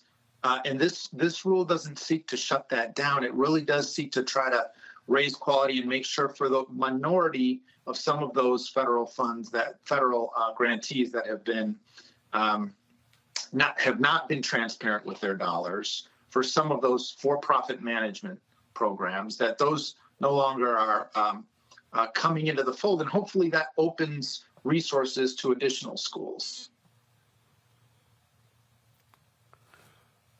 Steve. So, again, if you were concerned about Black and Latin children, the first thing you would be doing is expanding access to charter schools, full stop. If you gave a damn about quality, if there was a litmus test that you actually genuinely cared about, then shut down every neighborhood school that's not meeting it. Do it now. I dare you. Take the same standards that you seem to want to apply to charter schools and apply unilaterally to neighborhood schools. You want is to maintain the status quo. And as such, any effort that you're making is an undermining of the work that we're actually doing. This is what we actually do. I don't visit charter schools, I run them. I don't visit the community, I work in it. We build schools that change lives. And I'm telling you, I'm not asking you that your proposal will undermine the work. I'm not curious about whether or not it'll hurt us. I'm telling you it'll hurt us. So since I'm telling you it'll hurt us, stop. Your secretary went to a school of choice. Secretary Cardona did not go to his neighborhood school. And now he's working against the same choice that put him in the position that he's in today? How dare you? Are you serious? So Roberto, here's my question, Roberto. So hold on, Steve. Hold on. So Roberto, here's my last question. So to Steve, so how will you ensure? So how will you ensure that charter schools would not be hurt? If it's about collaborating, if it's about sharing of information, and so what is in there to ensure that?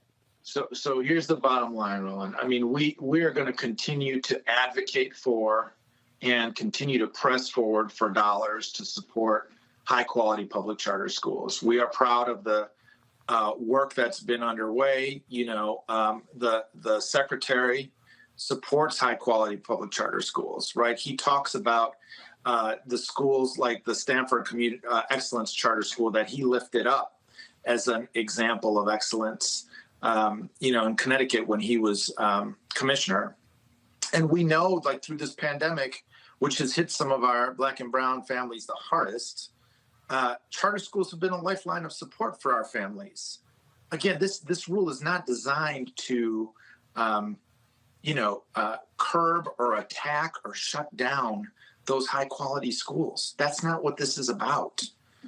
This rule is about making sure that we're providing some transparency, the responsiveness to community need, that standard, that's a standard that applies across so many of the Department of Education's programs, our Magnet Schools program, our Promise Neighborhoods program.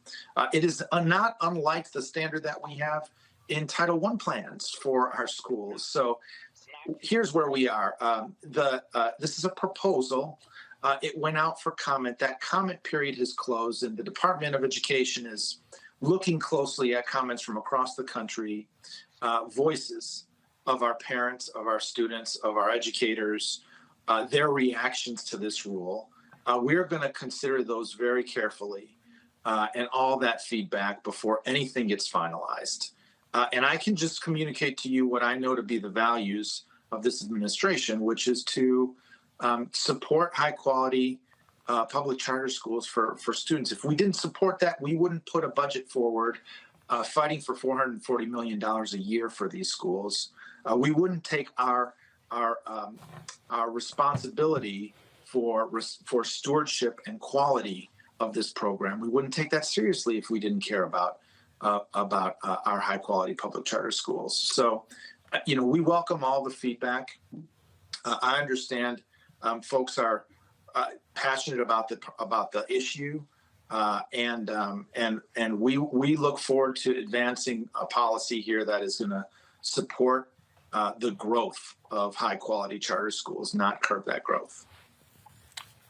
Well, I'll say this, Roberto, the most important thing for me, and I've said this numerous times, that I want every single kid educated. I don't care how. I support all forms of education. I went to public schools my entire career, from elementary all the way through college.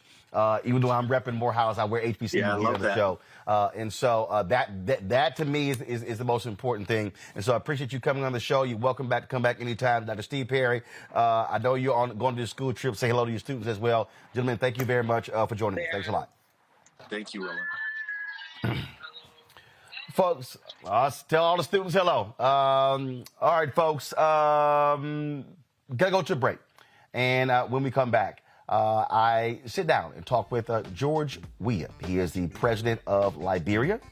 We talk about the 200th anniversary of the formerly enslaved people of African descent traveling from the United States to Liberia, to actually founding the country, his plans for the country, and also what the future holds for the very, very young nation trying to rebuild, not young nation, young in population, trying to rebuild itself after the 15 years of war that destroyed so many aspects of the country. You're watching Roland Martin Unfiltered right here on the Black Star Network.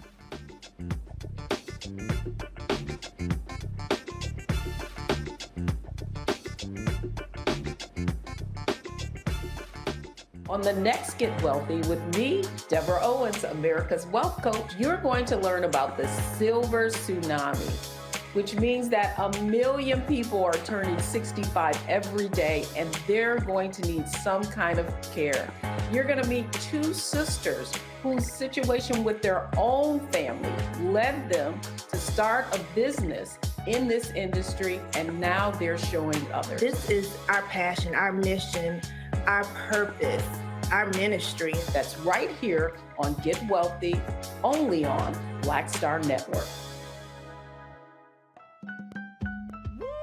We're all impacted by the culture, whether we know it or not. From politics to music and entertainment, it's a huge part of our lives, and we're going to talk about it every day right here on The Culture with me, Faraji Muhammad, only on the Black Star Network. Why is it so hard to see Panther? What deal? Wow. I mean, if you go to Amazon, I think I tried. So I have a collection of That's a hard movie. They charge you $300 on Amazon. I was like, I'm not about to pay no $400 for a VHS copy. What's the deal? Man, it is interesting, Roland. It is the movie they don't want you to see. Power to the people. It's funny, I made New Jack City. You can get it anywhere. Pasta, you can see it anywhere. But a movie that says that it is not an accident that we medicated the black communities right around the time when they were getting militant, when you had the Panthers starting to organize, the people starting to vote and march on Washington. We let these communities get medicated. In fact, that comes up in The Godfather, you know, where they say, as long as it stays in the black communities. So we asked the question, they tried to ask us questions. I asked them, the reporters when we did, I said, listen, why is it a 13-year-old boy in the hood can find a way to buy a gun, some liquor, or church, or some crack, and yet you can't find them to arrest those people? You can't arrest that dealer. Why is that?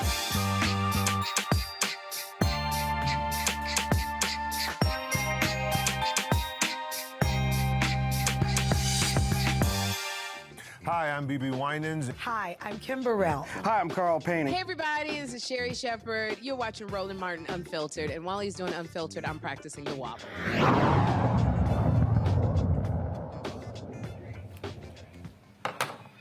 Bring my pound back in here. Michael, Kelly, I'm going to bring y'all in because the conversation we just had there, talking about the charter schools back and forth. See, here's the thing that jumps out to me. And Jason, I'll start with you, being an educator. Look, you got a lot of people who are against charter schools. You got a lot of folks who support them. I've always said this. If traditional schools were doing their jobs, charters have no business. They literally would be out of business. And I do believe that there's a problem in this country where we operate where there's one delivery system when it comes to doing things. And so again, for me, I look at traditional schools, neighborhood schools, magnet schools, homeschool, online school, charter schools. I look at private schools, parochial schools, all of this, and we have to figure out a way to where folks are not saying shut that down, end that, or this is the only way, as opposed to saying, wait a minute, they all can coexist if the goal is to ensure that students are being educated regardless of the delivery system. Yeah, no, I'm 100% in agreement. You know, I think that there are charter schools that are excellent. You know, judging by the students that I've received from charter schools, there are charter schools that are excellent, and there are charter schools that won't be around in 2 years. There are some that are good. There are some that, fall down on the job. You have New Orleans that improved, I believe it's New Orleans that improved their whole school system by moving towards charters. And then you have Detroit, which has had struggles with charters under the DeVos family.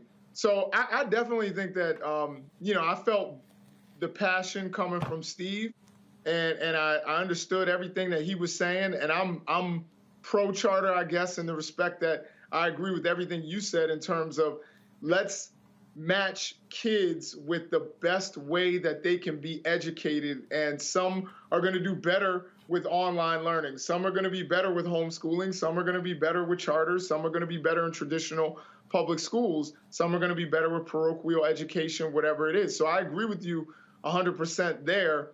I also, as a rule, am not against, regulation.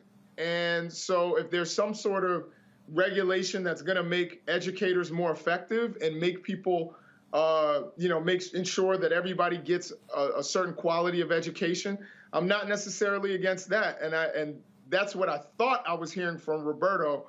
Again, this isn't really my area, but, in terms of the charter public school debate and funding and all of that. But I thought I was hearing Roberto saying that, we want to make sure that, the quality of education that everyone is getting and the quality of training that the teachers are getting, it has some level of uniformity. I can kind of understand that too. So I guess I'm kind of in the middle with both arguments. Well, make your damn mind up. Kelly, there's this constant tension. You do have teachers unions largely against charter schools. They want the teachers to be unionized.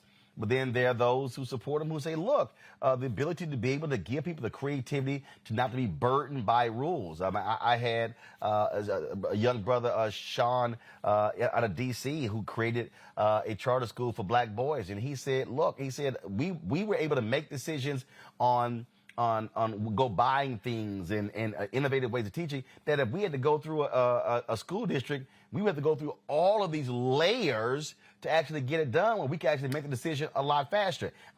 What drives me crazy, again, is when I listen to people who are for, who are against, have conversations and they are not centering the needs of the children. It's discussions about money, it's about contracts, as opposed to, are our children learning? Are they thriving? And that should be the goal for any system of education, right? So when I hear, the arguments on both sides, I still have yet to hear how it is not beneficial for children to be in a charter school any more than it is for a child to be in a public school. But for the issue at hand, specifically for this segment, what you were talking about regarding the Biden administration putting more restrictions on charter schools, to Steve's point, I don't understand why, if you're going to test a theory, why you wouldn't test that theory on an entity that, frankly, you already own, which are public schools. So for me, it doesn't feel like it is a benefit so much as it is almost an air of jealousy, almost, where it's like, yeah, these charter schools are thriving because the Department of Education hasn't done its job in God knows how long, or it hasn't done it well in God knows how long because of all the red tape you got to cut through in order to get one thing done. You know, you're not bound by standardized testing. You're not bound by, you know, curricula that isn't beneficial to anyone, let alone the student. But again, to your point, until the child or the children are at the center of this conversation, what is actually in the best interest of the child, we're still going to have this disconnect and frankly, unnecessary fight regarding education. But here's the reality, Michael, and that is when it comes to education in this country, policy is not being set out of Washington, D.C. Education is local. It's happening on the state and the local level. That's where most of the funding also is coming from. You do have situations where you have people who play games and experiment. When you look at Betsy DeVos and her family, their involvement in Detroit public schools. And there are examples, and I've called those people out in the charter school movement who are only in it for the money. But then there are people who are in the traditional public school. I talk about all the time. Who controls the contracts, who are in it for the money. It's not about the kids. And that, to me, is the most important thing. And so, you know, so for me, I don't get involved in the back and forth with unions and non-unions and all this back and forth. I keep trying to get people to understand, are the decisions we're making, do they benefit children? Do they benefit children? That's what matters the most. Yeah, I agree. Ultimately, do the decisions we make benefit children? How are children thriving? Things like this. Having lived here in Detroit all my life, having Jason and you hit on Betsy DeVos and her husband Dick DeVos, and them being leaders in the charter school movement, especially for-profit charter school movement, things like this, and seeing in Detroit how charter schools in a way had been used. I'm not against charter schools, but here in Detroit, we saw how charter schools in a way were used against traditional public schools, and the amount of traditional public schools we had here in Detroit, in the Detroit public school system, was cut in half. Okay, shut down. We, you know, they were under emergency managers, things like this coming from the governor, a Democratic governor as well as a Republican governor. But seeing how the charter schools were misused, I would say, to also shut down public schools. And one of the things that this gets to, you talk about unions, okay? Part of this is a right-wing attack on unions, because the teacher unions, they tend to support generally Democratic candidates, especially when it comes to president, Senate, things like this, okay? And what happens is that when you can, and usually with charter schools, generally speaking, those teachers are not members of unions, whereas with public schools, like here in Detroit public schools, generally speaking, those teachers are part of the teachers union. So when you can reduce the number of teachers that are in the teachers unions, you reduce the amount of dues that teachers unions collect, reduce the amount of money they have to support Democratic candidates. All right. So at the same time, when we want the focus to be on children, you also have this political battle taking place as well. So, but yeah, at the end of the day, we have to, I'm for charter schools, traditional public schools. We want both of them to work well. The ones that are not working well need to be closed down. Also, incidentally, the Biden-Harris administration, $700 million is coming from the Biden-Harris administration to Detroit public schools, which is going to be used to renovate 5 Detroit public schools, which is desperately needed also. All right, then. Again, we certainly appreciate it. Kelly, Jason, and Michael, thank you so very much. You two folks, y'all need to get those likes up. We should be over 1,000 by now. So y'all got to get on the job. All right, folks. In February, I traveled to Liberia to commemorate the 200th anniversary of the formerly enslaved people of African descent leaving the United States and creating the country of Liberia. It is the first republic on the continent, and it also is the only country founded by formerly enslaved people of African descent. While I was there, got an opportunity to interview a number of different people, including President George Weah. We sat down in the newly refurbished, or actually rebuilt, if you will, renovated executive mansion for a conversation. We talked about the 200th anniversary, talked about how young Liberia is, the impact of war on that country and how so much was destroyed, how they're trying to rebuild, and what he wants to achieve in terms of connecting African Americans with Liberians to create this partnership, because Liberia has the most unique relationship out of any African nation with African American. Here is our conversation. President Weah, glad to sit down with you here in Liberia for your bicentennial. Martin, good to see you. Welcome. Let's start off with this bicentennial. The focus is not on Liberian independence. It's on the first enslaved people from America, freed enslaved folks, formerly enslaved, who came to this country. What do you want to achieve with this year-long initiative? What I think is the entire history of our country, how the indigenous and those settlers came. And then what we try to do is to let our people know that we are one people,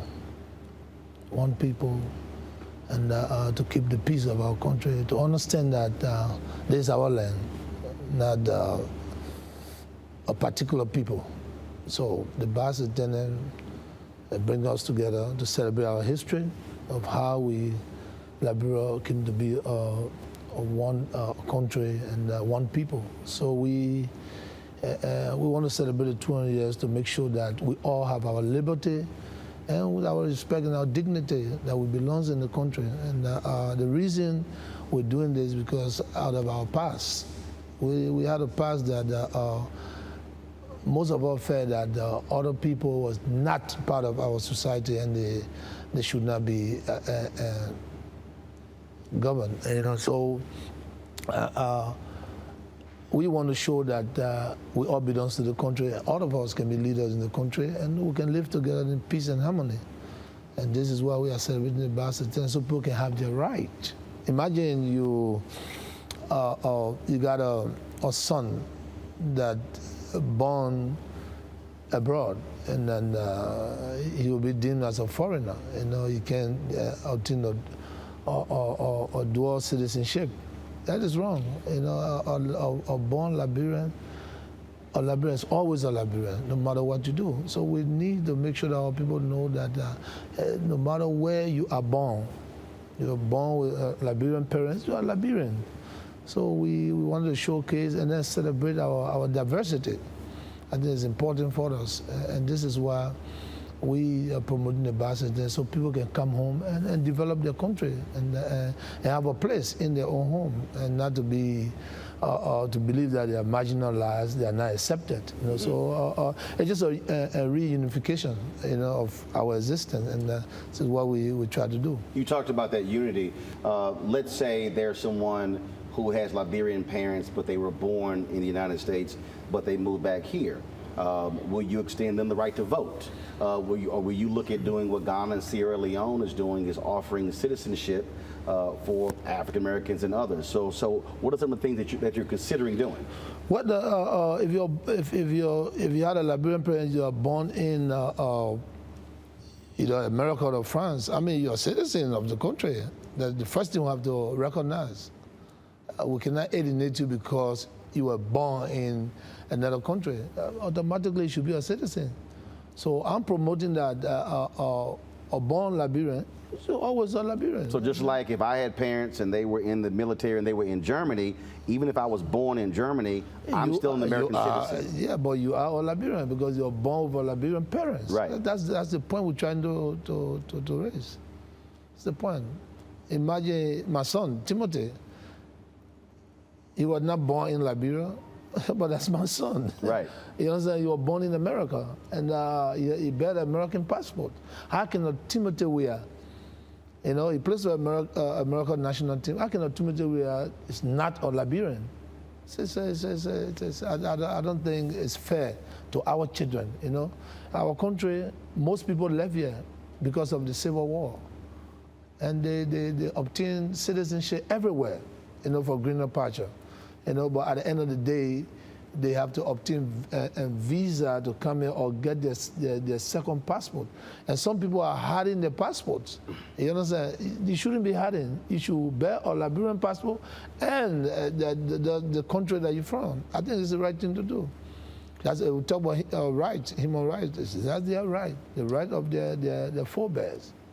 Your thoughts about extending citizenship to others in terms of wanting them to make Liberia home, again, similar to what Sierra Leone and Ghana has been doing? Yeah, we're trying to do so. And this is why we proposed the dual citizenship the other day. And I will hope that our people accept that, because it's important. It also builds our economy.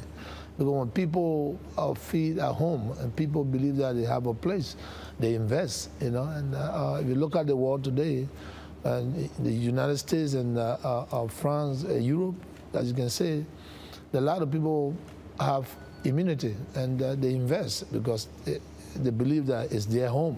So they have huge investment and stay right there and invest. Let's just talk about what do you want to see in terms of a relationship specifically with African Americans? I mean, the reality is this is the only African nation where African Americans have found the country. And I can tell you there are many African Americans who don't even know the story, don't even know the history. You have folks who came from Virginia, Mississippi, and North Carolina, and Ohio. And so with the celebration, are you looking at doing bicentennial celebrations in the United States to also galvanize the 1 million Liberians there and to teach others about this history? Well, I think what we did here, I mean, it can be a standard everywhere in our community, you know, to make sure that people are joined together, you know, for a common goal. And this is what, and we are doing it. Liberians are a way to understand that other people came here, you know, for us to move on. And I think it is important for us to maintain the peace, you know. The world today, it is a global world. We all have to work together. We all have to be one people. You have to understand my culture so I can understand your culture. Mm-hmm. Remember, Martins, I'm a Liberian, but I live in Europe. I live in America. I was accepted by different race of people, you know, the different color of people. So I'm the leader today, you know, and the world can be a better place when we all join hands and we all unite. It doesn't matter your color, your creed, your religion, or what have you. Whereas we have to live together. You mentioned investment. What was the last major investment into the country? I was told it's been several years. So what do you see as the struggle? What do you see as the block? What is it that you need to see happen here in order to make that a reality, to be able to provide economic opportunities, be able to provide jobs, building of skill set, building of education, allowing you to execute your plan when it comes to infrastructure? It's to attract investment in every facet. You know, you see our country, and Liberia needs to be developed. Liberia needs to have a rural connectivities. We need to have electricity, water, and we need to have more facilities that will attract people. But is there anything that's hindering that? Say that? Is there anything that's hindering that, that's preventing that from happening? What is happening just bit by bit, and I believe that with rule of law, you know, and respect for human dignity and fairness, I think people will be attracted, they will come, and this is what we're doing. But we took charge already by making sure that we're building our roads and our infrastructure to make sure that it attract people, and that's the way we can build our economy. And if people are not attracted to our country, definitely the business will be scarce and opportunity will not be given to our people.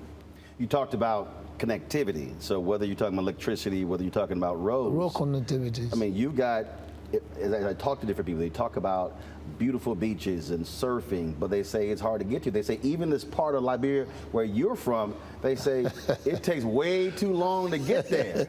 Well, then you understand what I'm talking about, road connectivity. You know, I came from the southeastern region, and then, of course, for so many years, during the rainy season, there's no access to good roads. And this is why we're doing our best to make sure that all of the road heading to our hinterland, it will be paved, you know, and so people can get access to, and not just being in Monrovia, but to have access to the entire country and to get to our neighboring country. You know, you got Ivory Coast, you got Guinea, next door. We need to go, we trade, but sometimes it's very difficult during the reading season, and this is what we're pushing. We make sure that the proper agenda work for those that really need it, and this is what we're doing. What is that going to cost? What does that mean in terms of, have you studied, obviously you studied it, but even from a roads standpoint, how much do you need to make that happen? Well, I would say it's a huge investment, and it's a huge investment. I can't put a number on it, but I sure. Exceeds $1 billion? Actually, it should be more than that. For Liberia to be connected, it should be more than that. And we hope that our partners understand that and bring the companies, bring the resources, and help us to build this country. Let's talk about education, because I don't care where you go. That is a huge deal. You have a very young country. You talked about the war, average age being 19 years old. Also need to have skill set developed. And so what is your plan for this country educationally? What we have, we are doing our best to make sure that we promote the sector, educational sector. And Martin, this country is the oldest country, as I said to you. And today, more than 50 to 75 years in our sector. Today we have digital education. So it tells you that we are doing our best to make sure the sector works, because I believe in education. I've been in the country, never had the opportunity. I won't say go to good school, because every school that you go to, it depends on the person, you know. Mm-hmm. Yeah, I never had the opportunity and then to complete school here. But I went away, pursue my career, my dream to be one of the best athletes in the world. And after that, I went to school. So I know the importance of education. And this is why we're doing our best. Today, if you walk around, you see that all public universities are free today for children to have access to school. And because I believe in education, and this is why we're doing our best to make sure we promote this sector. Because every young person, every citizen has the right to education. But when it's not free, it's difficult, right. You know, and this is why we give free education. And we're going to encourage every government that will come after us to make sure that Liberians go to school free. Encourage them. Whether it's a technical school or whatever, it should be free. Mm-hmm. Are you concerned about brain drain? Are you concerned about your young folks getting restless and saying, you know what, I don't see a future in Liberia, I need to leave. I'm going to go to Sierra Leone, I'm going to go to Ghana, I'm going to try to get to America. How much of a concern is that? And so what are you going to do to ensure that you're talented, you're smartest, you're most ambitious stay here to rebuild this country? Well, I think what I believe is not even leaving, because you can have an opportunity and go away, prepare yourself and come back. That's not the point of the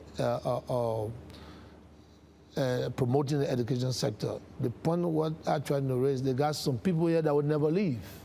They're going to be here. And they might never have opportunity to go away. Those people are the people we have to make sure that we save.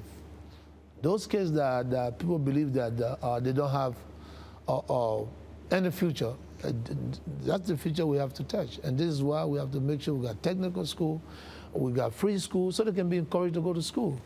And that's that's what I'm trying to say here, and the point I'm trying to raise. I had an opportunity to go away. I never had a chance to pay my own school fees, but I had the opportunity to go away to play professional soccer. After that, I went to school, and I came back. So, but how many of us will go and come back? You still have children that are looking for opportunity to go to school, and that's what we have to fix. Build their future for tomorrow, because when you are educated, you have the possibility of being employed. You know, it doesn't matter. All forms of education, you can be employed because you have the strength, you have the knowledge. Whether it's a technical school, it's a normal schools, what have you. So we need to build our sector to make sure we promote the sector, promote education, and encourage young people to go to school. How do you also change the perception that some have? And I hear it a lot when people talk about trying to do business in Africa. First thing people bring up, corruption. They say, you know, I'm not paying bribes. I'm not dealing with folks who they're taking too long. It's slow down. I don't know if I'm going to be able to get my money back. You got that one thing. Then you have the people who have the perception that, frankly, you know what? I don't really see skilled labor to be able to go to these countries. And so the reality is you have to battle that perception that people have in other parts of the world, including America. Well, I mean, sometimes perception becomes reality. It becomes reality when people don't understand. But again, why will you have a perceived mind if you come to a process that is fair? You shouldn't have any perceived mind of corruption, because first of all, you come to Liberia to do business. There are institutions, there are processes in place. Follow the process. If you circumvent the process, you may fall into people, you know, everywhere in the world, even in the United States, in France, you got people that are con artists. They're waiting for those people that they believe that they are vulnerable to take advantage. So the best thing to do is when you go to a country to do business, you have the processes there, you have the legitimate agency that you do business with. When those people corrupt you, then the government has a responsibility to make sure that they question them, but not going behind the curve to do business. And it's not the right thing to do, because you know what I'm saying. Here we have rules, we have autonomous agency, we have compliance institutions that are responsible to make sure that people come and invest. So you should be going to those people so you can invest and then follow the rules. So sometimes when people talk about corruption, I don't understand. The last time I was in Dubai, it's the same question they posed, and I asked the same question. If we have an investment commission here and you come to invest, why don't you go to the investment commission? Why are you looking for people to take you around? It's wrong. Go to the government institution. When the government institution corrupt you, then of course they will be apprehended, there will be a question. Then you can go and say, well, the country is corrupt. But if you go beyond the curve because you believe that anybody can make you do business in a country that have the rule of law, then you'll be making a mistake. So what you're saying is, if you want to do business with Liberia, go through your national investment corporation. You said go to them. Don't go to an individual in this city or this city. It's the best thing to do. You see, Martin, a lot of people, and I question what is the deem of corruption. You know, people come to do business and just get anybody. And those people corrupt them, take money from them, and they complain that, oh, they went to Liberia. No, you went to Liberia and you found somebody, or you on the internet talking to people that con you, you understand, that deceive you and bring you into the country. And at the end of the day, you don't even see the authorities, and then you get frustrated. So those are the things. So coming to Liberia to invest, you have the bureau, the National Investment Commission.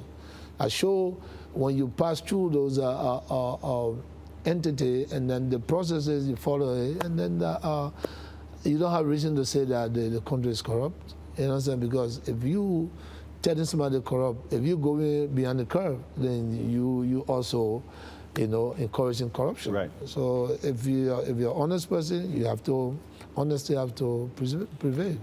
Liberia is obviously an ally of the United States. Has been for quite some time. What more do you want to see from America? There are African Americans, there are Liberians in the United States, there are African Americans who say, hey, they can petition their members of Congress. You're going to be meeting here with members of the Congressional Black Caucus. What more do you want to see from the United States when it comes to helping rebuild and grow Liberia? What the question I want to ask you, if Americans believe that Liberia is developed?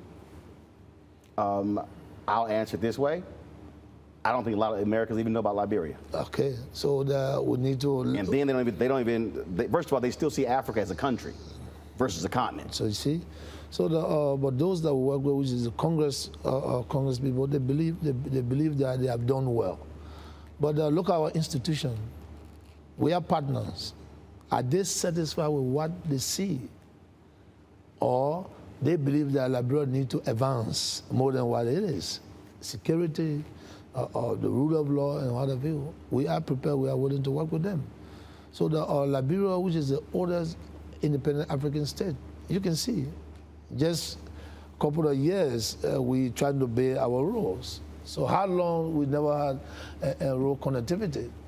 Even our institutions, our government don't have their own building. They rent from other people. So it's really? A honest country, So wait a minute. What you're renting from other people for government offices? Wow. It's always been like that, and this is why we are trying to make sure that government get into our own facility, so it can be able to reduce the government budget, the cost. So So we are partners. We stay talking. We stay convincing them to make sure that this is the country that we all learn the history. We read. You know what I'm saying? Now we are leaders now. So sit down with our counterparts and say, hey, the country needs to be more than what it is. But again, they are doing their best. They're doing their best. We're working together to make sure that we make sure the rule of law is in place, and people have their rights and what have you. We talk about democracy, and for democracy to prevail. Martin, I'm the former peace ambassador for this country, and what I always said to my people, you listened to me the other day, without peace, our war will be difficult.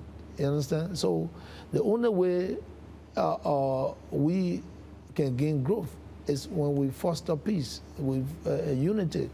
And so no one can gain growth. Without that, it's impossible, almost impossible.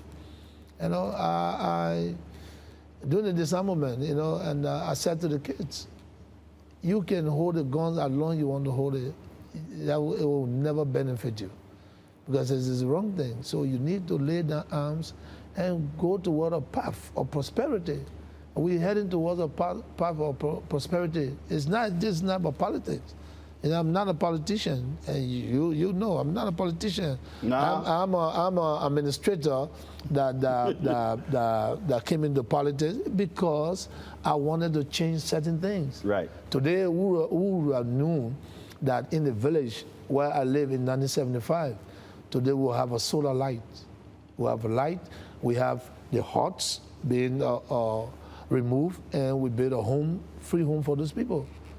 And so, in every facet of our society, we want to see those things. We want to see change. We want to see change, where people can easily live in their homes and they can use even a bathroom without going outside. So these are the things we're doing. That's the proper agenda, is to awaken everybody, so we can be a light to face our institution, to build the life of our people, to encourage them, to even invest in our education center in the rural area, because everybody has the responsibility to the growth of this country. We need to fight very hard. It's not just corruption and this. Some people are limited. We need to help those people that are limited. 100 years from now, there's someone who is reading, the Liberian student, and they're reading, and they come across your name, what do you want them to say, not about what you did on the field? What do you want them to say 50 years from now about your presidency?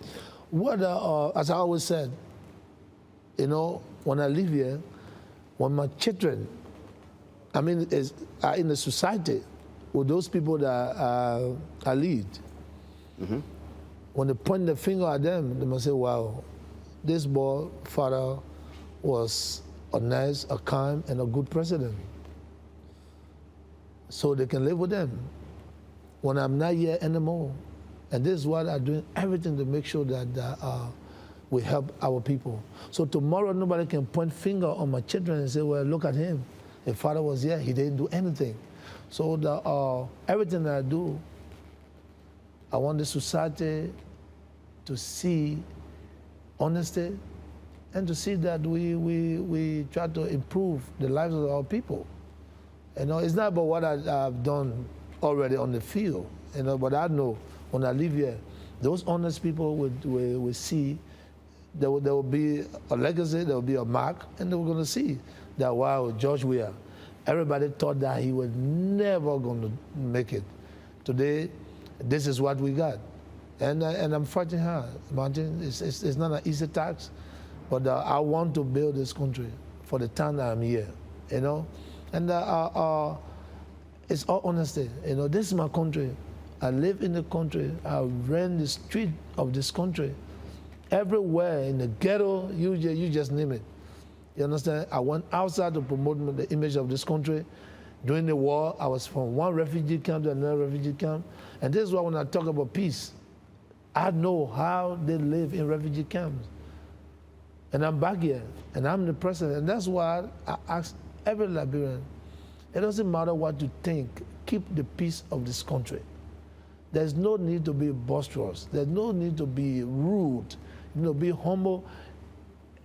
Politicians or opposition, what have you, speak the language that will give you the opportunity to be leader in the future. So I want every Liberian, when I'm not here no more, it's not just for the praise, to see my mark. The legacy is being kept and left. And this is how I want to live. So tomorrow, it's not just going there to promote Africa in sports, you understand? But in my country. But today, you can see that every African know that when it was difficult, it was not just playing this, kicking the soccer ball around. It was the message that we gave, that we all can work together. There's no need to be racist. You know, we can work together. And this is a world of diversity. I have to know you, you have to know me. The things that you don't like, I have to make sure that I don't do the things you don't like. We can work together.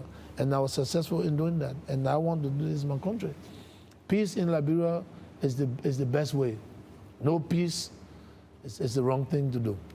So again, I'm honored to be here with you, you know, to answer your question. But I think you should be coming often. You know, encourage people to come. This is a beautiful country. It is. Warm people, kind, hearted, and good people. You know, in every society you will see some. That's everywhere. Yeah, everywhere. But they are the and the good thing about it, like I said, I live in New York, in Staten Island, live in Queens, I live in Miami, Fort Lauderdale. You know, the world is like that. You got some good people, you got some bad people. But the most important, there should be more good people than the bad people. And we are heading to world growth. We want to develop our country. And we will do all we can for this country to be a better place. So when you come next time, you see that, wow. That's it. Well, tell me, so this is an 8-story building? Yes, I believe. And so you said bit by bit. So what they told me is you've already restored about 4 floors? Yeah, about two, 3 floors. And the yard, where restore the image. See where people, there's a capital business. There's no marshal space. Like everywhere the face here, they can complement each other. Well, I gotta admit, when we came here, I'll tell you, when I stepped out here, it'll be a little hard for me to work with this view here. Sitting out, because I probably will come out here and just see and look at the ocean the whole time. Your leisure time, you'll come here and just walk around. Teach class. This is better than what we were for a ministry. I think it's better. This represents our country. And this is what we did. Represent our country. We all know the story. This building. But again, the question that I asked, one floor will burn, but the whole mansion was looted. Why? Is that love for country? Sure, if that one floor that will burn, today we're going to face that one floor, the whole mansion is going to be restored. See, so I just want to tell you, there are some people that don't care.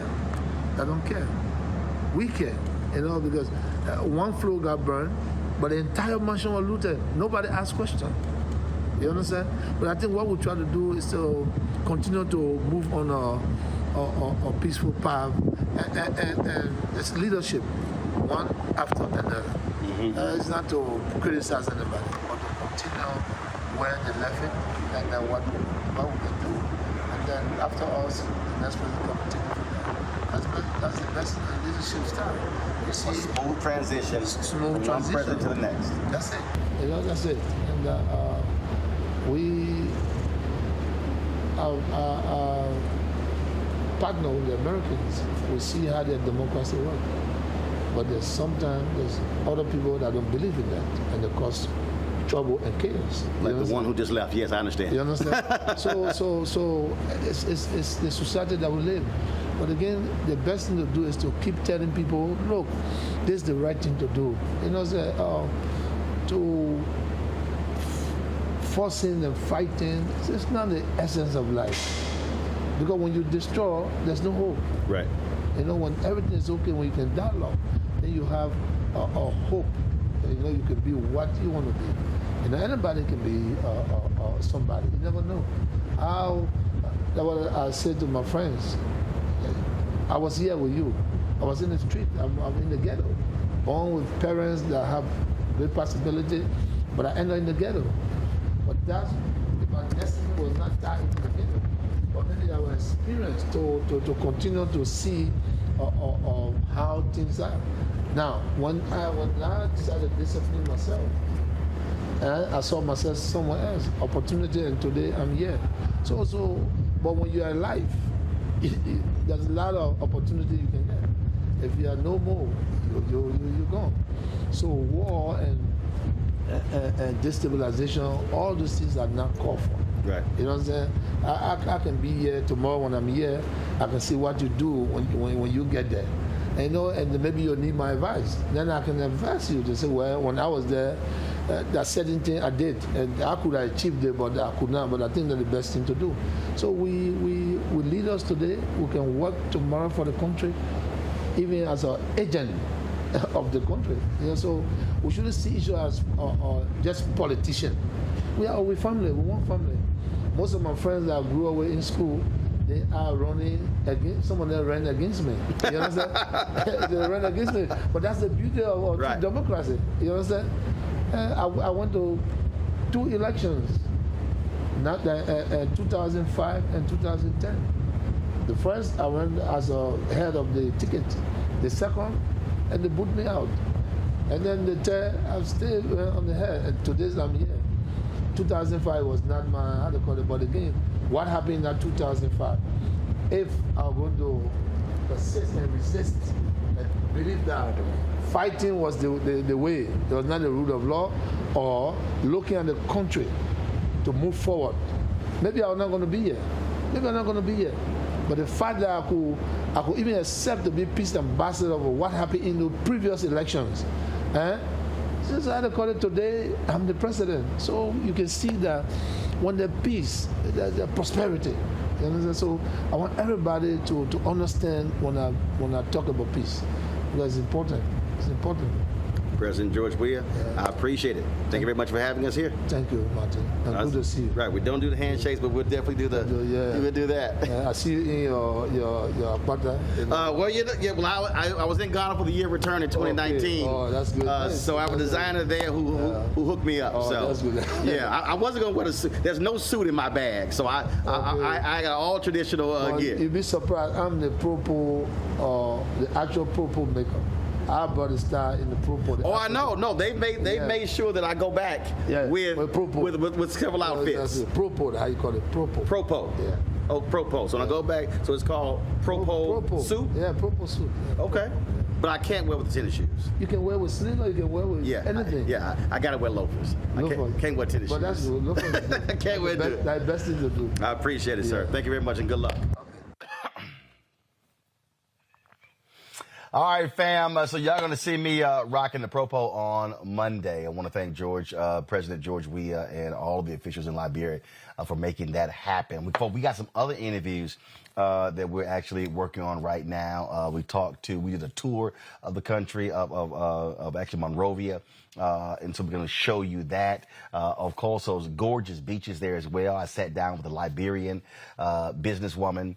I talked to opposition leaders. There's a lot of different conversations that we had that we're going to be showing you over the next month. And so we can't wait to show you that.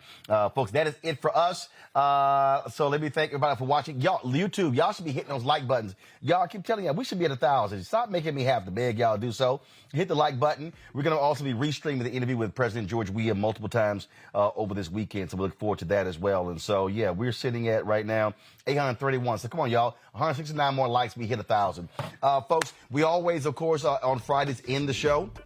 Showcasing the people who support Roland Martin Unfiltered. I want to thank all of the people who donate to the show. And so thank you so very much.